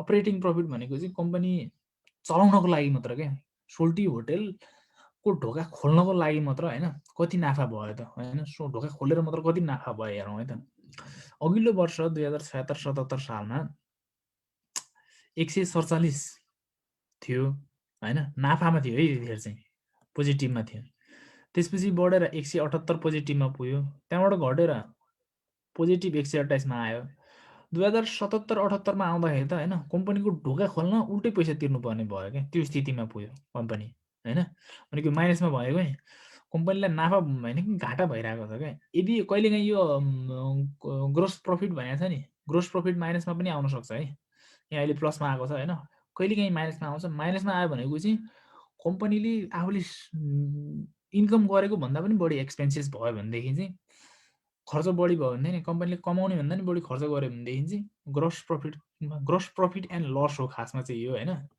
अब तर ग्रोस प्रॉफिट मात्र लेखा छ यहाँ हैन अब युजुअली प्रॉफिटै हुन्छ भनेर होला तर कहिलेकाहीँ यो माइनसमा आयो भने चाहिँ बुझ्नुस् कम्पनीको खर्च चाहिँ आम्दानी भन्दा पनि बढी भइरहेको छ भन्ने कुराहरु थाहा पाउन सकिन्छ त्यहाँबाट तर अपरेटिङ प्रॉफिट चाहिँ यति माइनसमा गएको छ त्यहाँबाट यो 2077-78 मा आउँदाखेरि कम्पनीले ढोका खोल्न कम्पनीको त्यो सोल्टी होटलको ढोका खोल्नलाई मात्र पनि यति रकम चाहिँ चाहियो के तिनीहरुलाई उल्टो ऋण गरेर कताबाट लिनु पर्ने हुन्छ उनीहरुले लिएको हुन्छन् हैन त्यो भनेको चाहिँ अब उ गर्न सकिन्छ त्यो कहाँबाट लिएको छन् भन्ने कुरा पनि यहाँ देखिन्छ हैन कहाँ देखिन्छ भन्दाखेरि नि कम्पनीले यो यति पैसा कम्पनीलाई माइनसमा गएको छ नि यो भन्दा 3 महिना यतिसम्म चाहिँ पैसा कम्पनीले लोन एन्ड बोरोइङ गरेको छैन किनभने उनीहरुको आफ्नै पैसा छ हैन जब कम्पनीमा माइनसमा गयो नि त्यसपछि कम्पनीले बोरोइङ गरेको छ हैन त्यसपछि यो क्वार्टरमा आउँदाखेरि झन् बढी बोरोइङ गरेको देख्न सकिन्छ कम्पनीले हैन सो यस्ता कुराहरु चाहिँ हामीले हेर्न सक्छौं कम्पनीको लोन पनि बढ्दै गइरहेको देख्न सकिन्छ लोन बढ्दै गइरहेको राम्रो हो कि नराम्रो हो हामीले अघिल्लो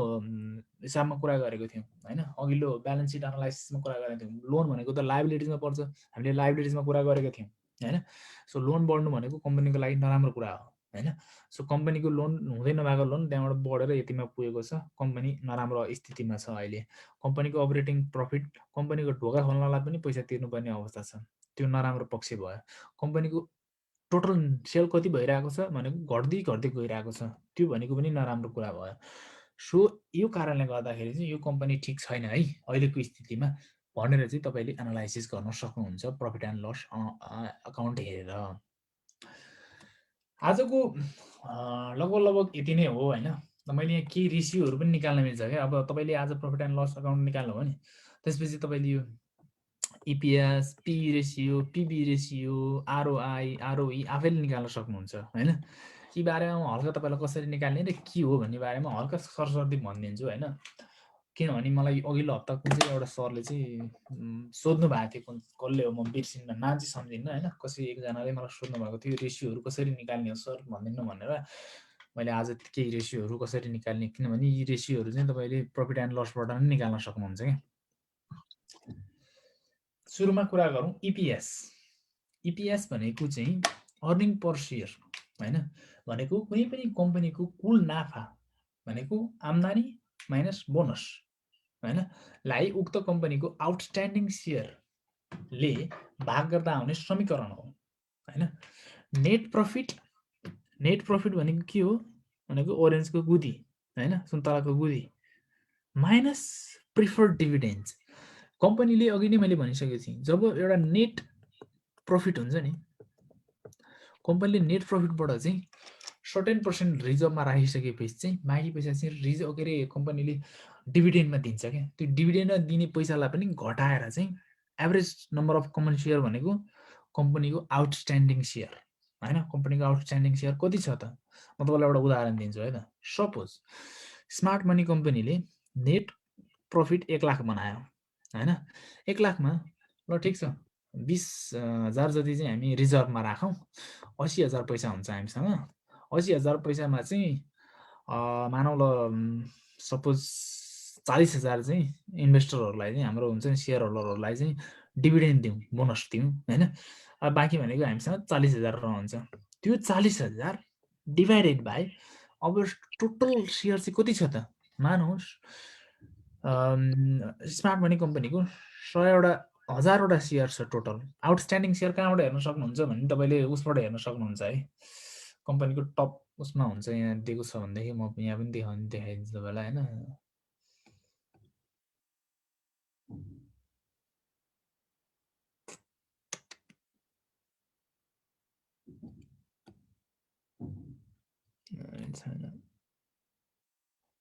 सेयर आउटस्ट्यान्डिङ हैन अब यो ग्लोबल आइएमए बैंकको सेयर आउटस्ट्यान्डिङ भनेर यहाँनिर देखाएको छ है अब यो आउटस्ट्यान्डिङ तपाईँले कसरी निकाल्नु भने ग्लोबल आइएमएको इपिएस छ नि कसरी निकालेछ भनेदेखि नि यो नेट प्रफिट हैन अब यसमा डिस्ट्रिब्युटेबल प्रफिट छ नि यहाँ यो भनेको चाहिँ 200,2,3,1,5 ए हटाइन्छ त 118 माइनस डिस्ट्रिब्युटेबल प्रफिट भनेको 1432046 डिभाइडेड बाई 216325,030 कोहीसँग क्याल्कुलेटर छ भने क्याल्कुलेटर युज गर्न सक्नुहुन्छ है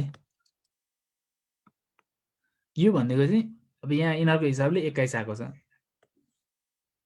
यसरी चाहिँ कम्पनीको इपिएस निकाल्न सक्नुहुन्छ तपाईँले आफैले जुनसुकै कम्पनीको हैन कम्पनीको इपिएस भनेको तपाईँले सजिलै निकाल्न सक्नुहुन्छ यदि कसैलाई गर्न मन छ भने गर्न सक्नुहुन्छ हैन यो भिडियोमा पनि हुन्छ हुन त पछि हैन इपिएस निकाल्न हामीले जान्यौं है त्यो भनेको चाहिँ त्यसले चाहिँ के जनाउँछ भनेको नि तपाईले एक किता शेयर बराबर चाहिँ कति कमाउनुहुन्छ त कम्पनीमा कम्पनीले चाहिँ एक किता शेयर बराबर कति कमाउँछ त भन्ने कुराहरु चाहिँ त्यहाँबाट थाहा पाइन्छ के हैन सो इपिएस चाहिँ हैन कम्पनीको इपिएस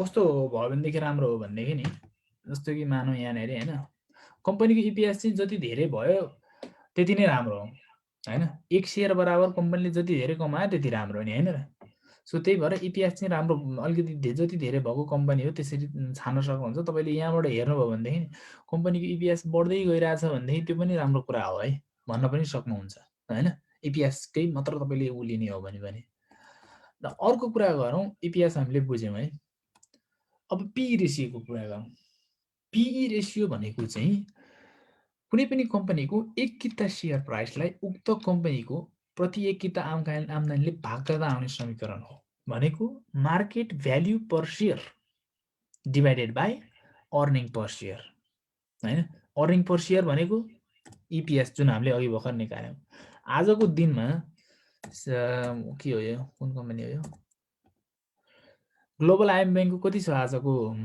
शेयरको हो कसैलाई थाहा छ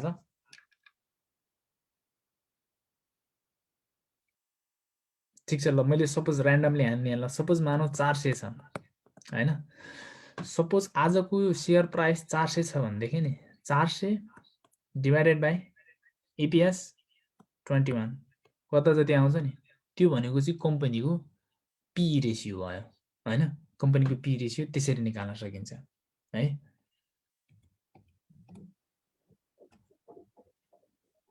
अब अर्को भनेको पिबी रेसियो हैन पिबी रेसियो भनेको के हो यो उदाहरण आएछ मैले अर्कै चीज हाल्न खोजेको थिएँ हैन पिबी रेसियो भनेको के हो भने पिबी रेसियो भनेको चाहिँ price to book value ratio हो क्या हैन कम्पनीको book value ratio price to book value ratio भनेको चाहिँ अब कम्पनीको सेयर कतिको महँगो छ हैन कतिको उ छ भन्ने कुराहरु चाहिँ थाहा पाउन सकिन्छ क्या महँगो छ कि कम्पनी अन्डर भ्यालु र ओभर भ्यालुड भन्छ नि ती कुराहरु चाहिँ यहाँबाट थाहा पाउन सकिन्छ पिबी रेसियोबाट सपोज मानौं स्मार्ट मनी कम्पनीको एक केता सेयरको मूल्य रु 100 छ र ब्यालेन्स सिटको आधारमा कम्पनीको चल अचल सम्पत्तिलाई जोड्दा बुक भ्यालु प्रति किता रु 80 हुन आउँछ भनेदेखि हैन सो 80 चाहिँ real value of the book भयो तर बजारमा हुन्छ नि मार्केटमा चाहिँ चलिरहेछ चाहिँ 100 छ भनेपछि PB ratio of smart money is 100 divided by 80 हैन त्यो भनेको चाहिँ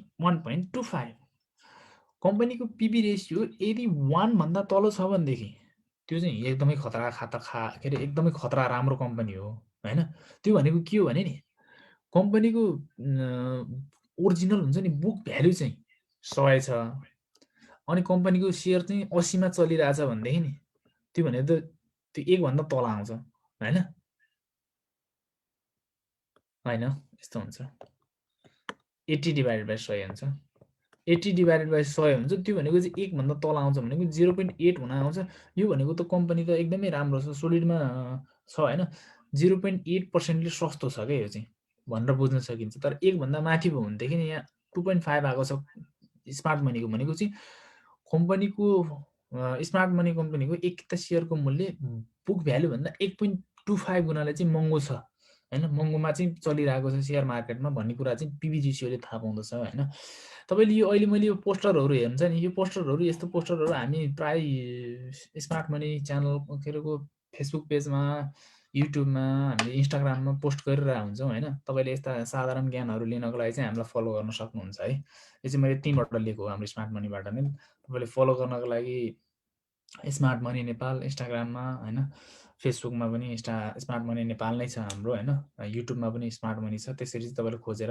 यस्ता बुहरु चाहिँ अब अरु पनि थुप्रै छन् मैले सबै हालिन हैन पिबी रेशियो सरी यसरी निकाल्न सक्नुहुन्छ अर्को भनेको price earning to growth ratio जसलाई पीईजी रेशियो पनि भनिन्छ पीईजी रेशियो भनेको चाहिँ प्राइस हैन ग्रोथ कतिको भइराछ के कम्पनीको पीई रेशियो कतिको ग्रोथ भइराछ भन्ने कुराहरु हो थाहा पाइन्छ त्यसबाट चाहिँ हैन भनेको कुनै पनि कम्पनीको पीई रेशियोलाई उक्त कम्पनीको आम्दानी भनेको निश्चित समय भनेको 1 वर्षको हुन सक्छ क्वार्टरली हुन सक्छ सरी निश्चित समयको हुन सक्छ ग्रोथ रेटले भागदा आउने समीकरण हो यो भनेको चाहिँ PE ratio divided by book value per share हैन पी रेशियो कसरी निकाल्ने हामीले अगाडि नै कुरा गर्यौं हैन अब P ratio divided book value भनेको चाहिँ के हो त त्यो पनि कुरा गरौँ यहाँ हैन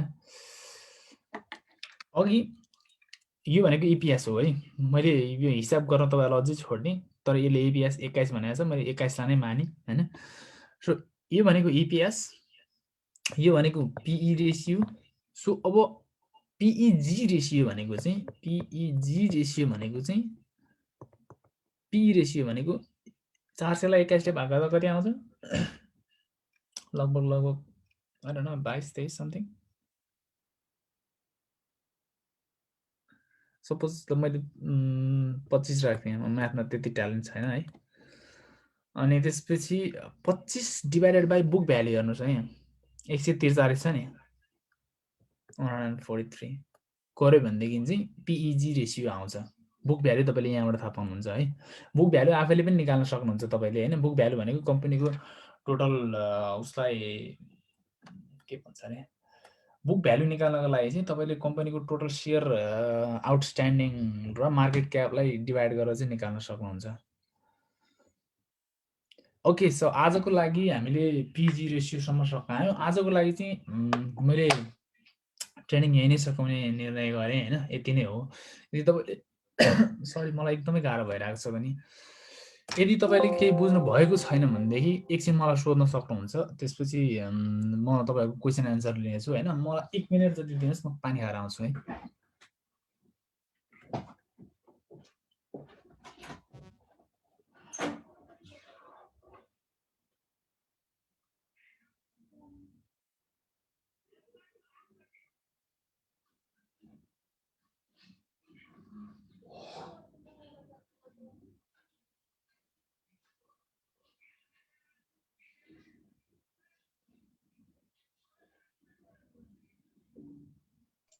कसैले केही प्रश्न त भने ह्यान्ड रेज गरेर पालै पालो आफ्नो प्रश्न राख यो यो यो टपिक भन्दा बाहिरको कुरा सोध्न सकिन्छ?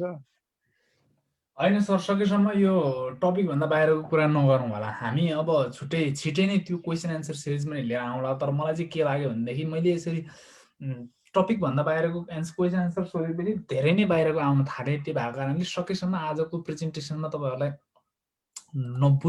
नबुझेका कुराहरू सोध्नुहोस् होइन। म I am happy to answer होइन।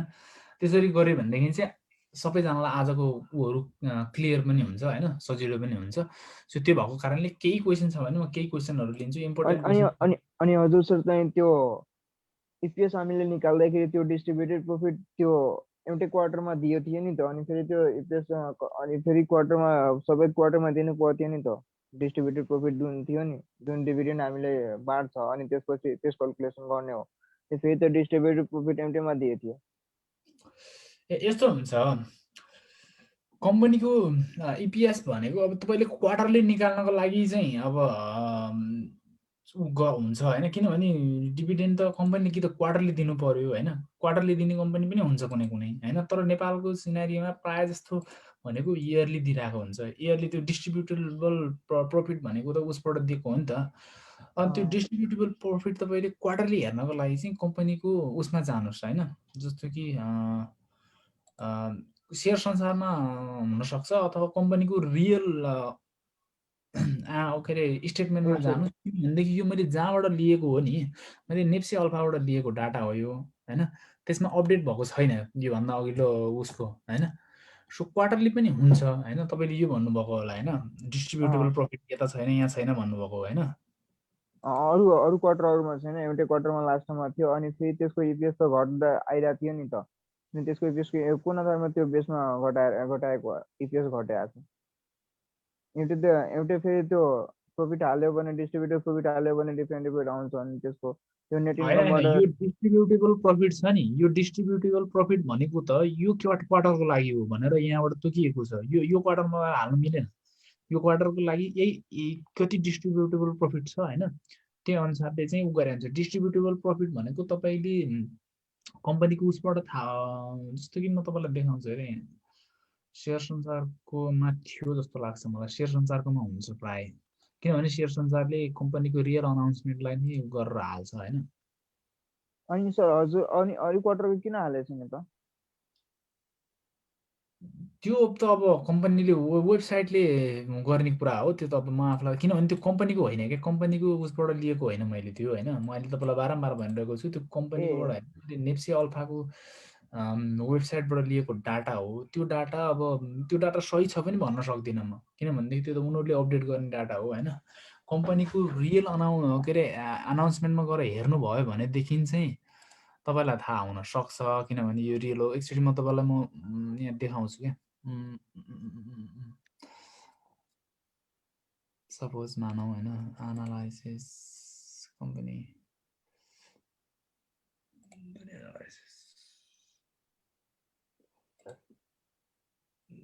एकचोटि क्वेसन सोध्दै गर्नुहोस् होला होइन। म यहाँ तपाईँलाई यहाँ क्वार्टरली रिपोर्ट कुनै भेटेँ भनेदेखि नि म तपाईँलाई देखाइदिन्छु। अनि हजुर सर अनि एउटा कुरो हुन्छ। अनि त्यो हामीले जुन एकचोटि त ब्यालेन्स सिट गर्न त सिकिसक्यो, त्यो पनि हेरेको छु मैले पुरो भिडियो। अनि यसमा के हुन्छ नि त्यो प्राइस अर्निङ रेसियो हामीले जहिले पनि त्यो 25 तल भएको राम्रो कम्पनीलाई मानिन्छ। अनि इपिएस जति 25 माथि गयो 20 माथि गयो भने त्यसलाई बेटर मानिन्छ। अनि कुनैको त इपिएस त झन् बढी हुन्छ। अनि प्राइस अर्निङ रेसियो पनि त झन् त्यो 20 के हो, त्यो 25 30 35 40 50 पनि हुन्छ।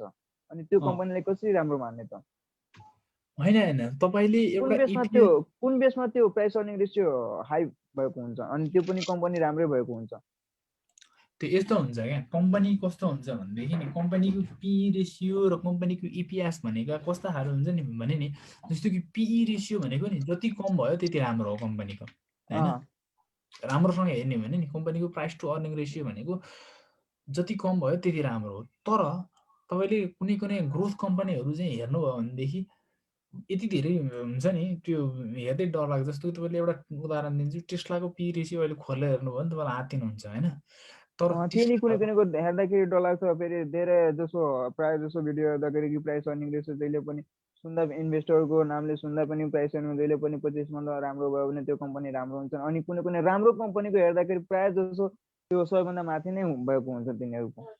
यस्तो पी रेसियो भनेको सिम्पली के हो भनेदेखि नि इन्भेस्टरहरूले होइन एउटा कम्पनीको सेयर लिनको लागि चाहिँ होइन कम्पनीबाट जस्तो कि तपाईँले 1 रुपियाँ कमाउनको लागि एउटा कम्पनीमा एक लगानी गरेर 1 रुपियाँ कमाउनको लागि कति गुणा बढी चाहिँ लगानी गर्न चाहनुहुन्छ भनेपछि यदि कुनै पनि कम्पनीको पी रेसियो 30 छ भने नि तपाईँले त्यो कम्पनीको 1 रुपियाँ कमाउनको लागि तपाईँले 30 रुपियाँ खर्च गर्दै हुनुहुन्छ क्या भन्न खोजिएको हो त्यो भने त होइन।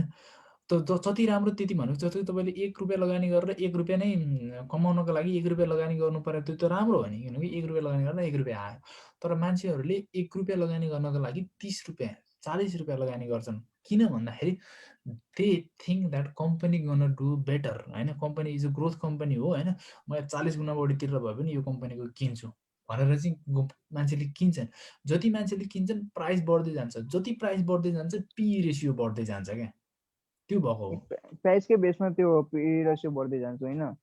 अफकोर्स प्राइसको बेसिसमा बढ्दै जान्छ नि त अनि पी रेसियो भनेको पी रेसियो भनेको जस्तो कि पी रेसियो भनेको के हो भनेर अघि भर्खर हामीले यहाँ हेऱ्यौँ नि त पी रेसियो यहाँ हेरौँ होइन मार्केट भ्याल्यु पर सेयर भनेको जस्तो कि आज 200 थियो मार्केट भ्याल्यु भोलि बढेर 1 हप्तापछि बढेर 400 भयो भनेदेखि त अब 1 हप्तामा यसको पी रेसियो डबल भयो अर्निङ पर सेयर त लगभग एउटै हुन्छ नि त होइन।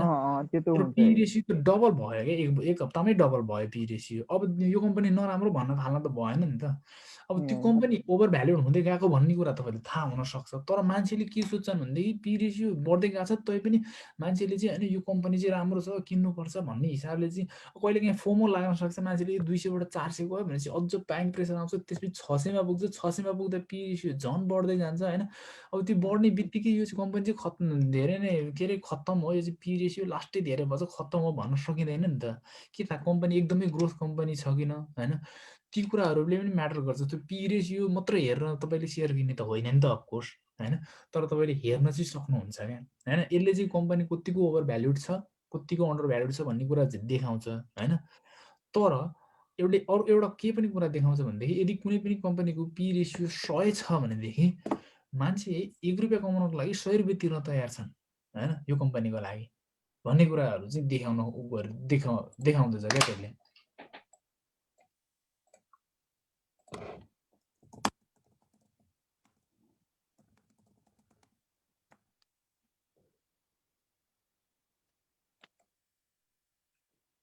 अनि सर नेक्स्ट हप्ता के को कुन प्रोग्राम लिएर आउनुहुन्छ सर? हामी क्यास फ्लो स्टेटमेन्टको लिएर आउनेछौँ होइन। मान्छेहरूले धेरैजना इन्भेस्टर साथीहरूले चाहिँ हामीलाई के अरे टेक्निकल एनालाइसिस लिएर आउनु भन्नुभएको छ होइन। अब टेक्निकल एनालाइसिसको लागि पनि मैले सोचिरहेको छु होइन। हाम्रो उसमा पनि छन होइन के भन्नुभएको युट्युबमा हामीले भिडियोहरू हालेका छौँ होइन। युट्युबमा हाम्रो भिडियोहरू हेर्न सक्नुहुन्छ तपाईँहरूले होइन। तर अब म छिटै नै 1 हप्ताको ट्रेनिङ सेसन लिएर आउँ कि फ्रीमा भन्ने सोचिरहेको छु मैले फुर्सद मिल्यो भनेदेखि।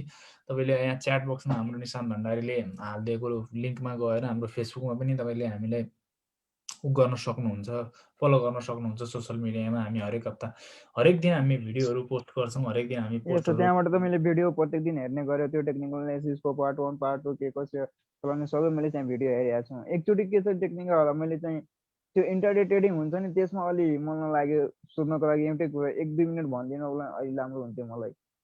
इन्टरडे जुन ट्रेडिङ हुन्छ नि मार्केटले अनि त्यसमा कतिको प्रफिट एउटा कम्पनीलाई बुक गर्न त्यो मार्जिन भइहाल्छ कति तर एउटा कम्पनीको सपोज बुक गर्नु पर्यो भने कति 4 रुपियाँ कि 5 रुपियाँ मार्जिन गर्दाखेरि त्यो ब्रोकर कमिसन पनि घटिहालोस् आफूलाई पनि भइहालोस् इन्टरडे ट्रेडिङमा। अब इन्टरडे प्रफिट नेपालमा खासै त्यस्तो छैन होइन।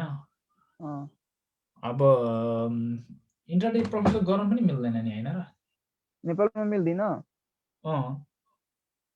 तपाईँ बाहिरको नेपालमा मिल्दैन। इन्डियामा त धेरै हुन्छ इन्टरडे ट्रेडिङ। इन्डियामा त हुन्छ होइन। नेपालमा इन्टरडे अहिले कुरा चाहिँ भइरहेको छ रे 7मा भन्ने कुरा मैले सुनेको थिएँ एउटा समाचारमा। कहाँसम्म सही हो कहाँसम्म गलत हो त्यो चाहिँ मलाई थाहा छैन होइन। तर इन्टरडे नेपालमा चाहिँ अहिले चाहिँ मिल्दैन होइन, तर मिल्यो भनेदेखि चाहिँ त्यो ट्रेडरहरूको लागि धेरै राम्रो कुरा हो। तर इन्ट्राडे ट्रेडर भयो भने पनि नेपालमा सबसे तपाईँको बढी तपाईँले पाउने भनेको 10% हो, त्यसपछि सर्किट लाग्छ होइन। सो अब ती कुराहरूलाई पनि उनीहरूले नजर त गर्लान् होइन। तर सिम्पली अब इन्ट्राडे ट्रेडिङ गर्ने हो भनेदेखि तपाईँले अब इन्डियन मार्केटमा गर्नुहुन्छ भनेदेखि चाहिँ होइन, इन्ट्राडे ट्रेडर गर्नको लागि तपाईँको बजेट कति हो होइन, किनभनेदेखि इन्ट्राडे ट्रेडिङ गर्नको लागि तपाईँको मार्जिन कति हो, किनभने तपाईँले कहिलेकाहीँ 5%, म आफू कहिलेकाहीँ इन्ट्राडे ट्रेडिङ गर्छु, म 5% प्रफिटमा पनि निक्लिन्छु म, किनभनेदेखि तपाईँले यो ठ्याक्कै यही प्रफिट भन्ने हुँदैन क्या, तपाईँको सेटअप त्यसमा हुँदैन। सेटअप छ। तपाईँले ब्रेकआउट सेटअप गरे हो कि कहिलेकाहीँ म 30% पनि पुरेर बस्छु होइन, कहिलेकाहीँ 3-4%मै पनि निक्लिन्छु। तपाईँ कुन आधारमा चाहिँ तपाईँ पस्नु भएको छ ट्रेडमा होइन, त्यो अनुसारले चाहिँ तपाईँको एक्जिट प्लान बनाउने हो क्या। एक्जिट प्लान भनेको चाहिँ अब तपाईँले सानो एउटा हुन्छ नि झिनो आशमा गर्नुभएको छ भनेदेखि त्यही आशमा गर्न सक्नुहुन्छ, तर तपाईँको एकदम स्ट्रङ बुलिसमा तपाईँले हुन्छ नि ब्रेकआउटमा चाहिँ ट्रेड गर्नुभएको छ भनेदेखि ब्रेकआउट हुनलाई कुर्नुहुन्छ तपाईँले, अफकोर्स त्यही हो। अब इन्ट्राडे ब्रेकआउट भनेको नेपालमा हुँदैन, इन्ट्राडे खुले पनि यदि उनीहरूले 10% सर्किट हटाएनन् भनेदेखि त 10%मा सर्किट लागिहाल्छ होइन, त्यो सम्भवै छैन इन्ट्राडेमा। अनि चाहिँ नेपालमा त्यो T+2 लागु भएछ भने त्यो त सेयर किनेर अनि 1-2 दिनमा त सल्ट्न सकिन्छ नि त, त्यस्तो त हुन्छ नि त। होइन, यदि T+2 लागुसँग त केही सरोकारै छैन नि यो उसको के अरे इन्ट्राडे के अरे ट्रेडिङको। सपोज मैले आज चाहिँ मार्केटबाट किन्यो अनि साँझतिर अनि भोलि त्यसलाई त्यो बेच्न त पनि सेल पनि लगाउन सक्छु नि त। सेल गर्न त भोलि त सक्नुहुन्छ तपाईँ, इन्ट्राडे भनेको त तपाईँले एकै दिनभित्र गर्नु पर्यो नि त। त्यो त इन्ट्राडे। अनि T+2 के हो त्यो? सेटलमेन्ट भयो नि, तपाईँले आज सेयर किन्नुभयो, आज सेयर किनेको पैसा चाहिँ अबको 2 दिनभित्रमा तपाईँले तिर्नुपर्ने हुन्छ कि त्यो सेयरको पैसा। त्यस्तो छ नेप्लिज मार्केटमा।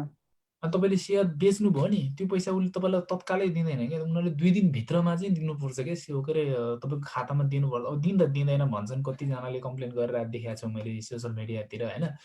अब त्यसको लागि पनि तपाईँहरूले अब कम्प्लेन गर्न सक्नुहुन्छ, किनभने अहिले रुल ल्याएको छ गर्नै पर्छ T2 भनेर होइन। त्यसको पनि 25% मैले पनि चाहिँ नेटमा हेरेको थियो, 25% T+2 मा गरेन भने 25% जरिमाना पनि हुन्छ अरे, फाइन लाग्छ अरे।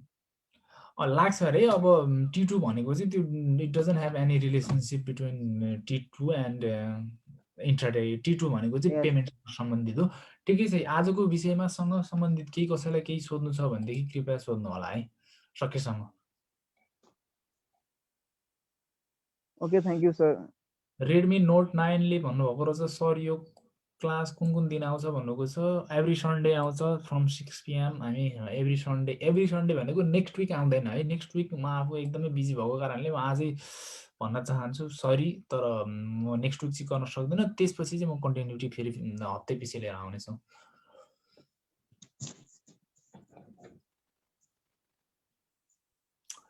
बुल एन्ड बियरिसले भन्नुभएको रहेछ, मैले अगाडि सरी तपाईँहरूको कसैको पनि मैले यो हेरेको छुइनँ होइन, त्यो भएको कारणले गर्दाखेरि मैले गरिनँ कि यो first quarter up to second quarter बुझाउनु न 3 थर्ड कोलमको भन्नुभएको रहेछ। यो एकचोटि तपाईँ यहीँ हुनुहुन्छ भनेदेखि मलाई फेरि कुन भन्नुहोस्, त्यसपछि म बुझाइदिउँला है।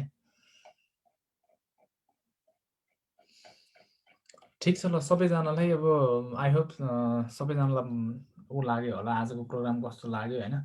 अब हामी अर्को हप्ता अर्को प्रोग्राममा भेट्नेछौँ होइन। सो यदि तपाईँले हामीलाई हाम्रो फेसबुकतिर फलो गर्नुभएको छैन भने कृपया फलो गर्न सक्नुहुन्छ। हाम्रो यो भिडियोहरू पनि त्यहाँ गएर हेर्न सक्नुहुन्छ, सेयर गर्न सक्नुहुन्छ। तपाईँहरूले गरेको सेयरले पनि हामीलाई सहयोग हुन्छ हुन चाहिँ होइन, धेरै नै। अब यति भन्दै म चाहिँ आजको कुनै चाहिँ यस्तो तपाईँले तपाईँको ब्यालेन्स सिट पढाउनु भयो अनि चाहिँ प्रफिट एन्ड लस स्टेटमेन्ट पढाउनु भयो अनि चाहिँ कुनै पढ्दाखेरि अनि कुनै शब्द अप्ठ्यारो लाग्यो जस्तो लाग्यो त्यस्तो सोध्न के फेसबुकमा नै सोध्नुपर्छ कि के को लागि सर? सपोज तपाईँले ब्यालेन्स सिट पढाइदिनु भयो अनि प्रफिट एन्ड लस स्टेटमेन्ट सबै पढाइदिनु भयो अनि त्यसको रिलेटेड कुनै कम्पनीको एनालाइसिस गर्दाखेरि केही प्रब्लम आयो भने केमा सोध्ने? हाम्रो यहाँ फेसबुकमा एउटा ग्रुप छ फन्डामेन्टल एनालाइसिस इन नेपाल भन्ने, त्यहाँनिर आउनुहोस् ल सबैजना। यदि यहाँ जो मान्छे हुनुहुन्छ तपाईँहरू एड हुन चाहनुहुन्छ भनेदेखि म तपाईँहरूलाई सेयर गर्छु है त।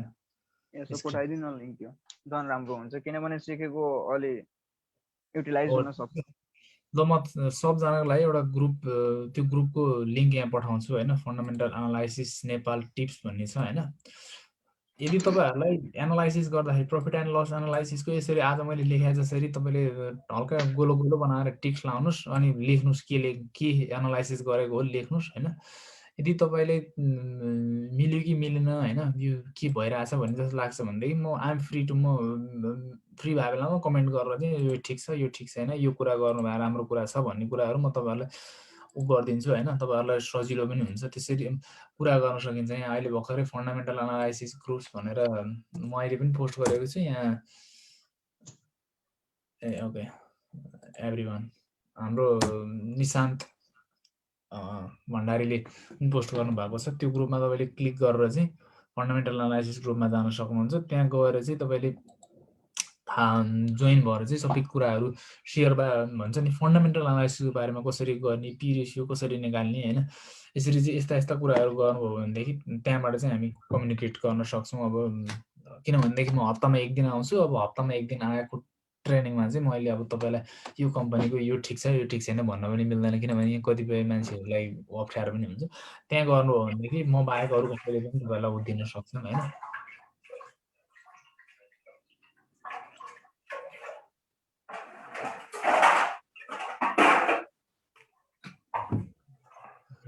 ओके अरू कुनै क्वेसन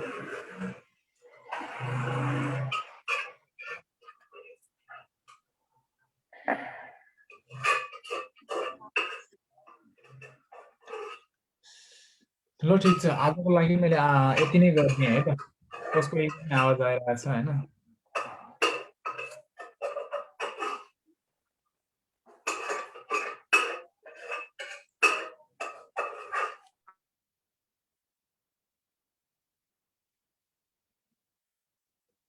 इन्स्टा लिङ्क पिन्स भन्नुभएको छ इन्स्टाग्राममा तपाईँले गएर @स्मार्टमनी नेपाल SMARTMONEY NEPAL गर्नुभयो भनेदेखि इन्स्टाग्रामको लिङ्क पाउन सक्नुहुन्छ है तपाईँले त्यहाँबाट हामीलाई भेटाउन सक्नुहुन्छ हवस् त ल धन्यवाद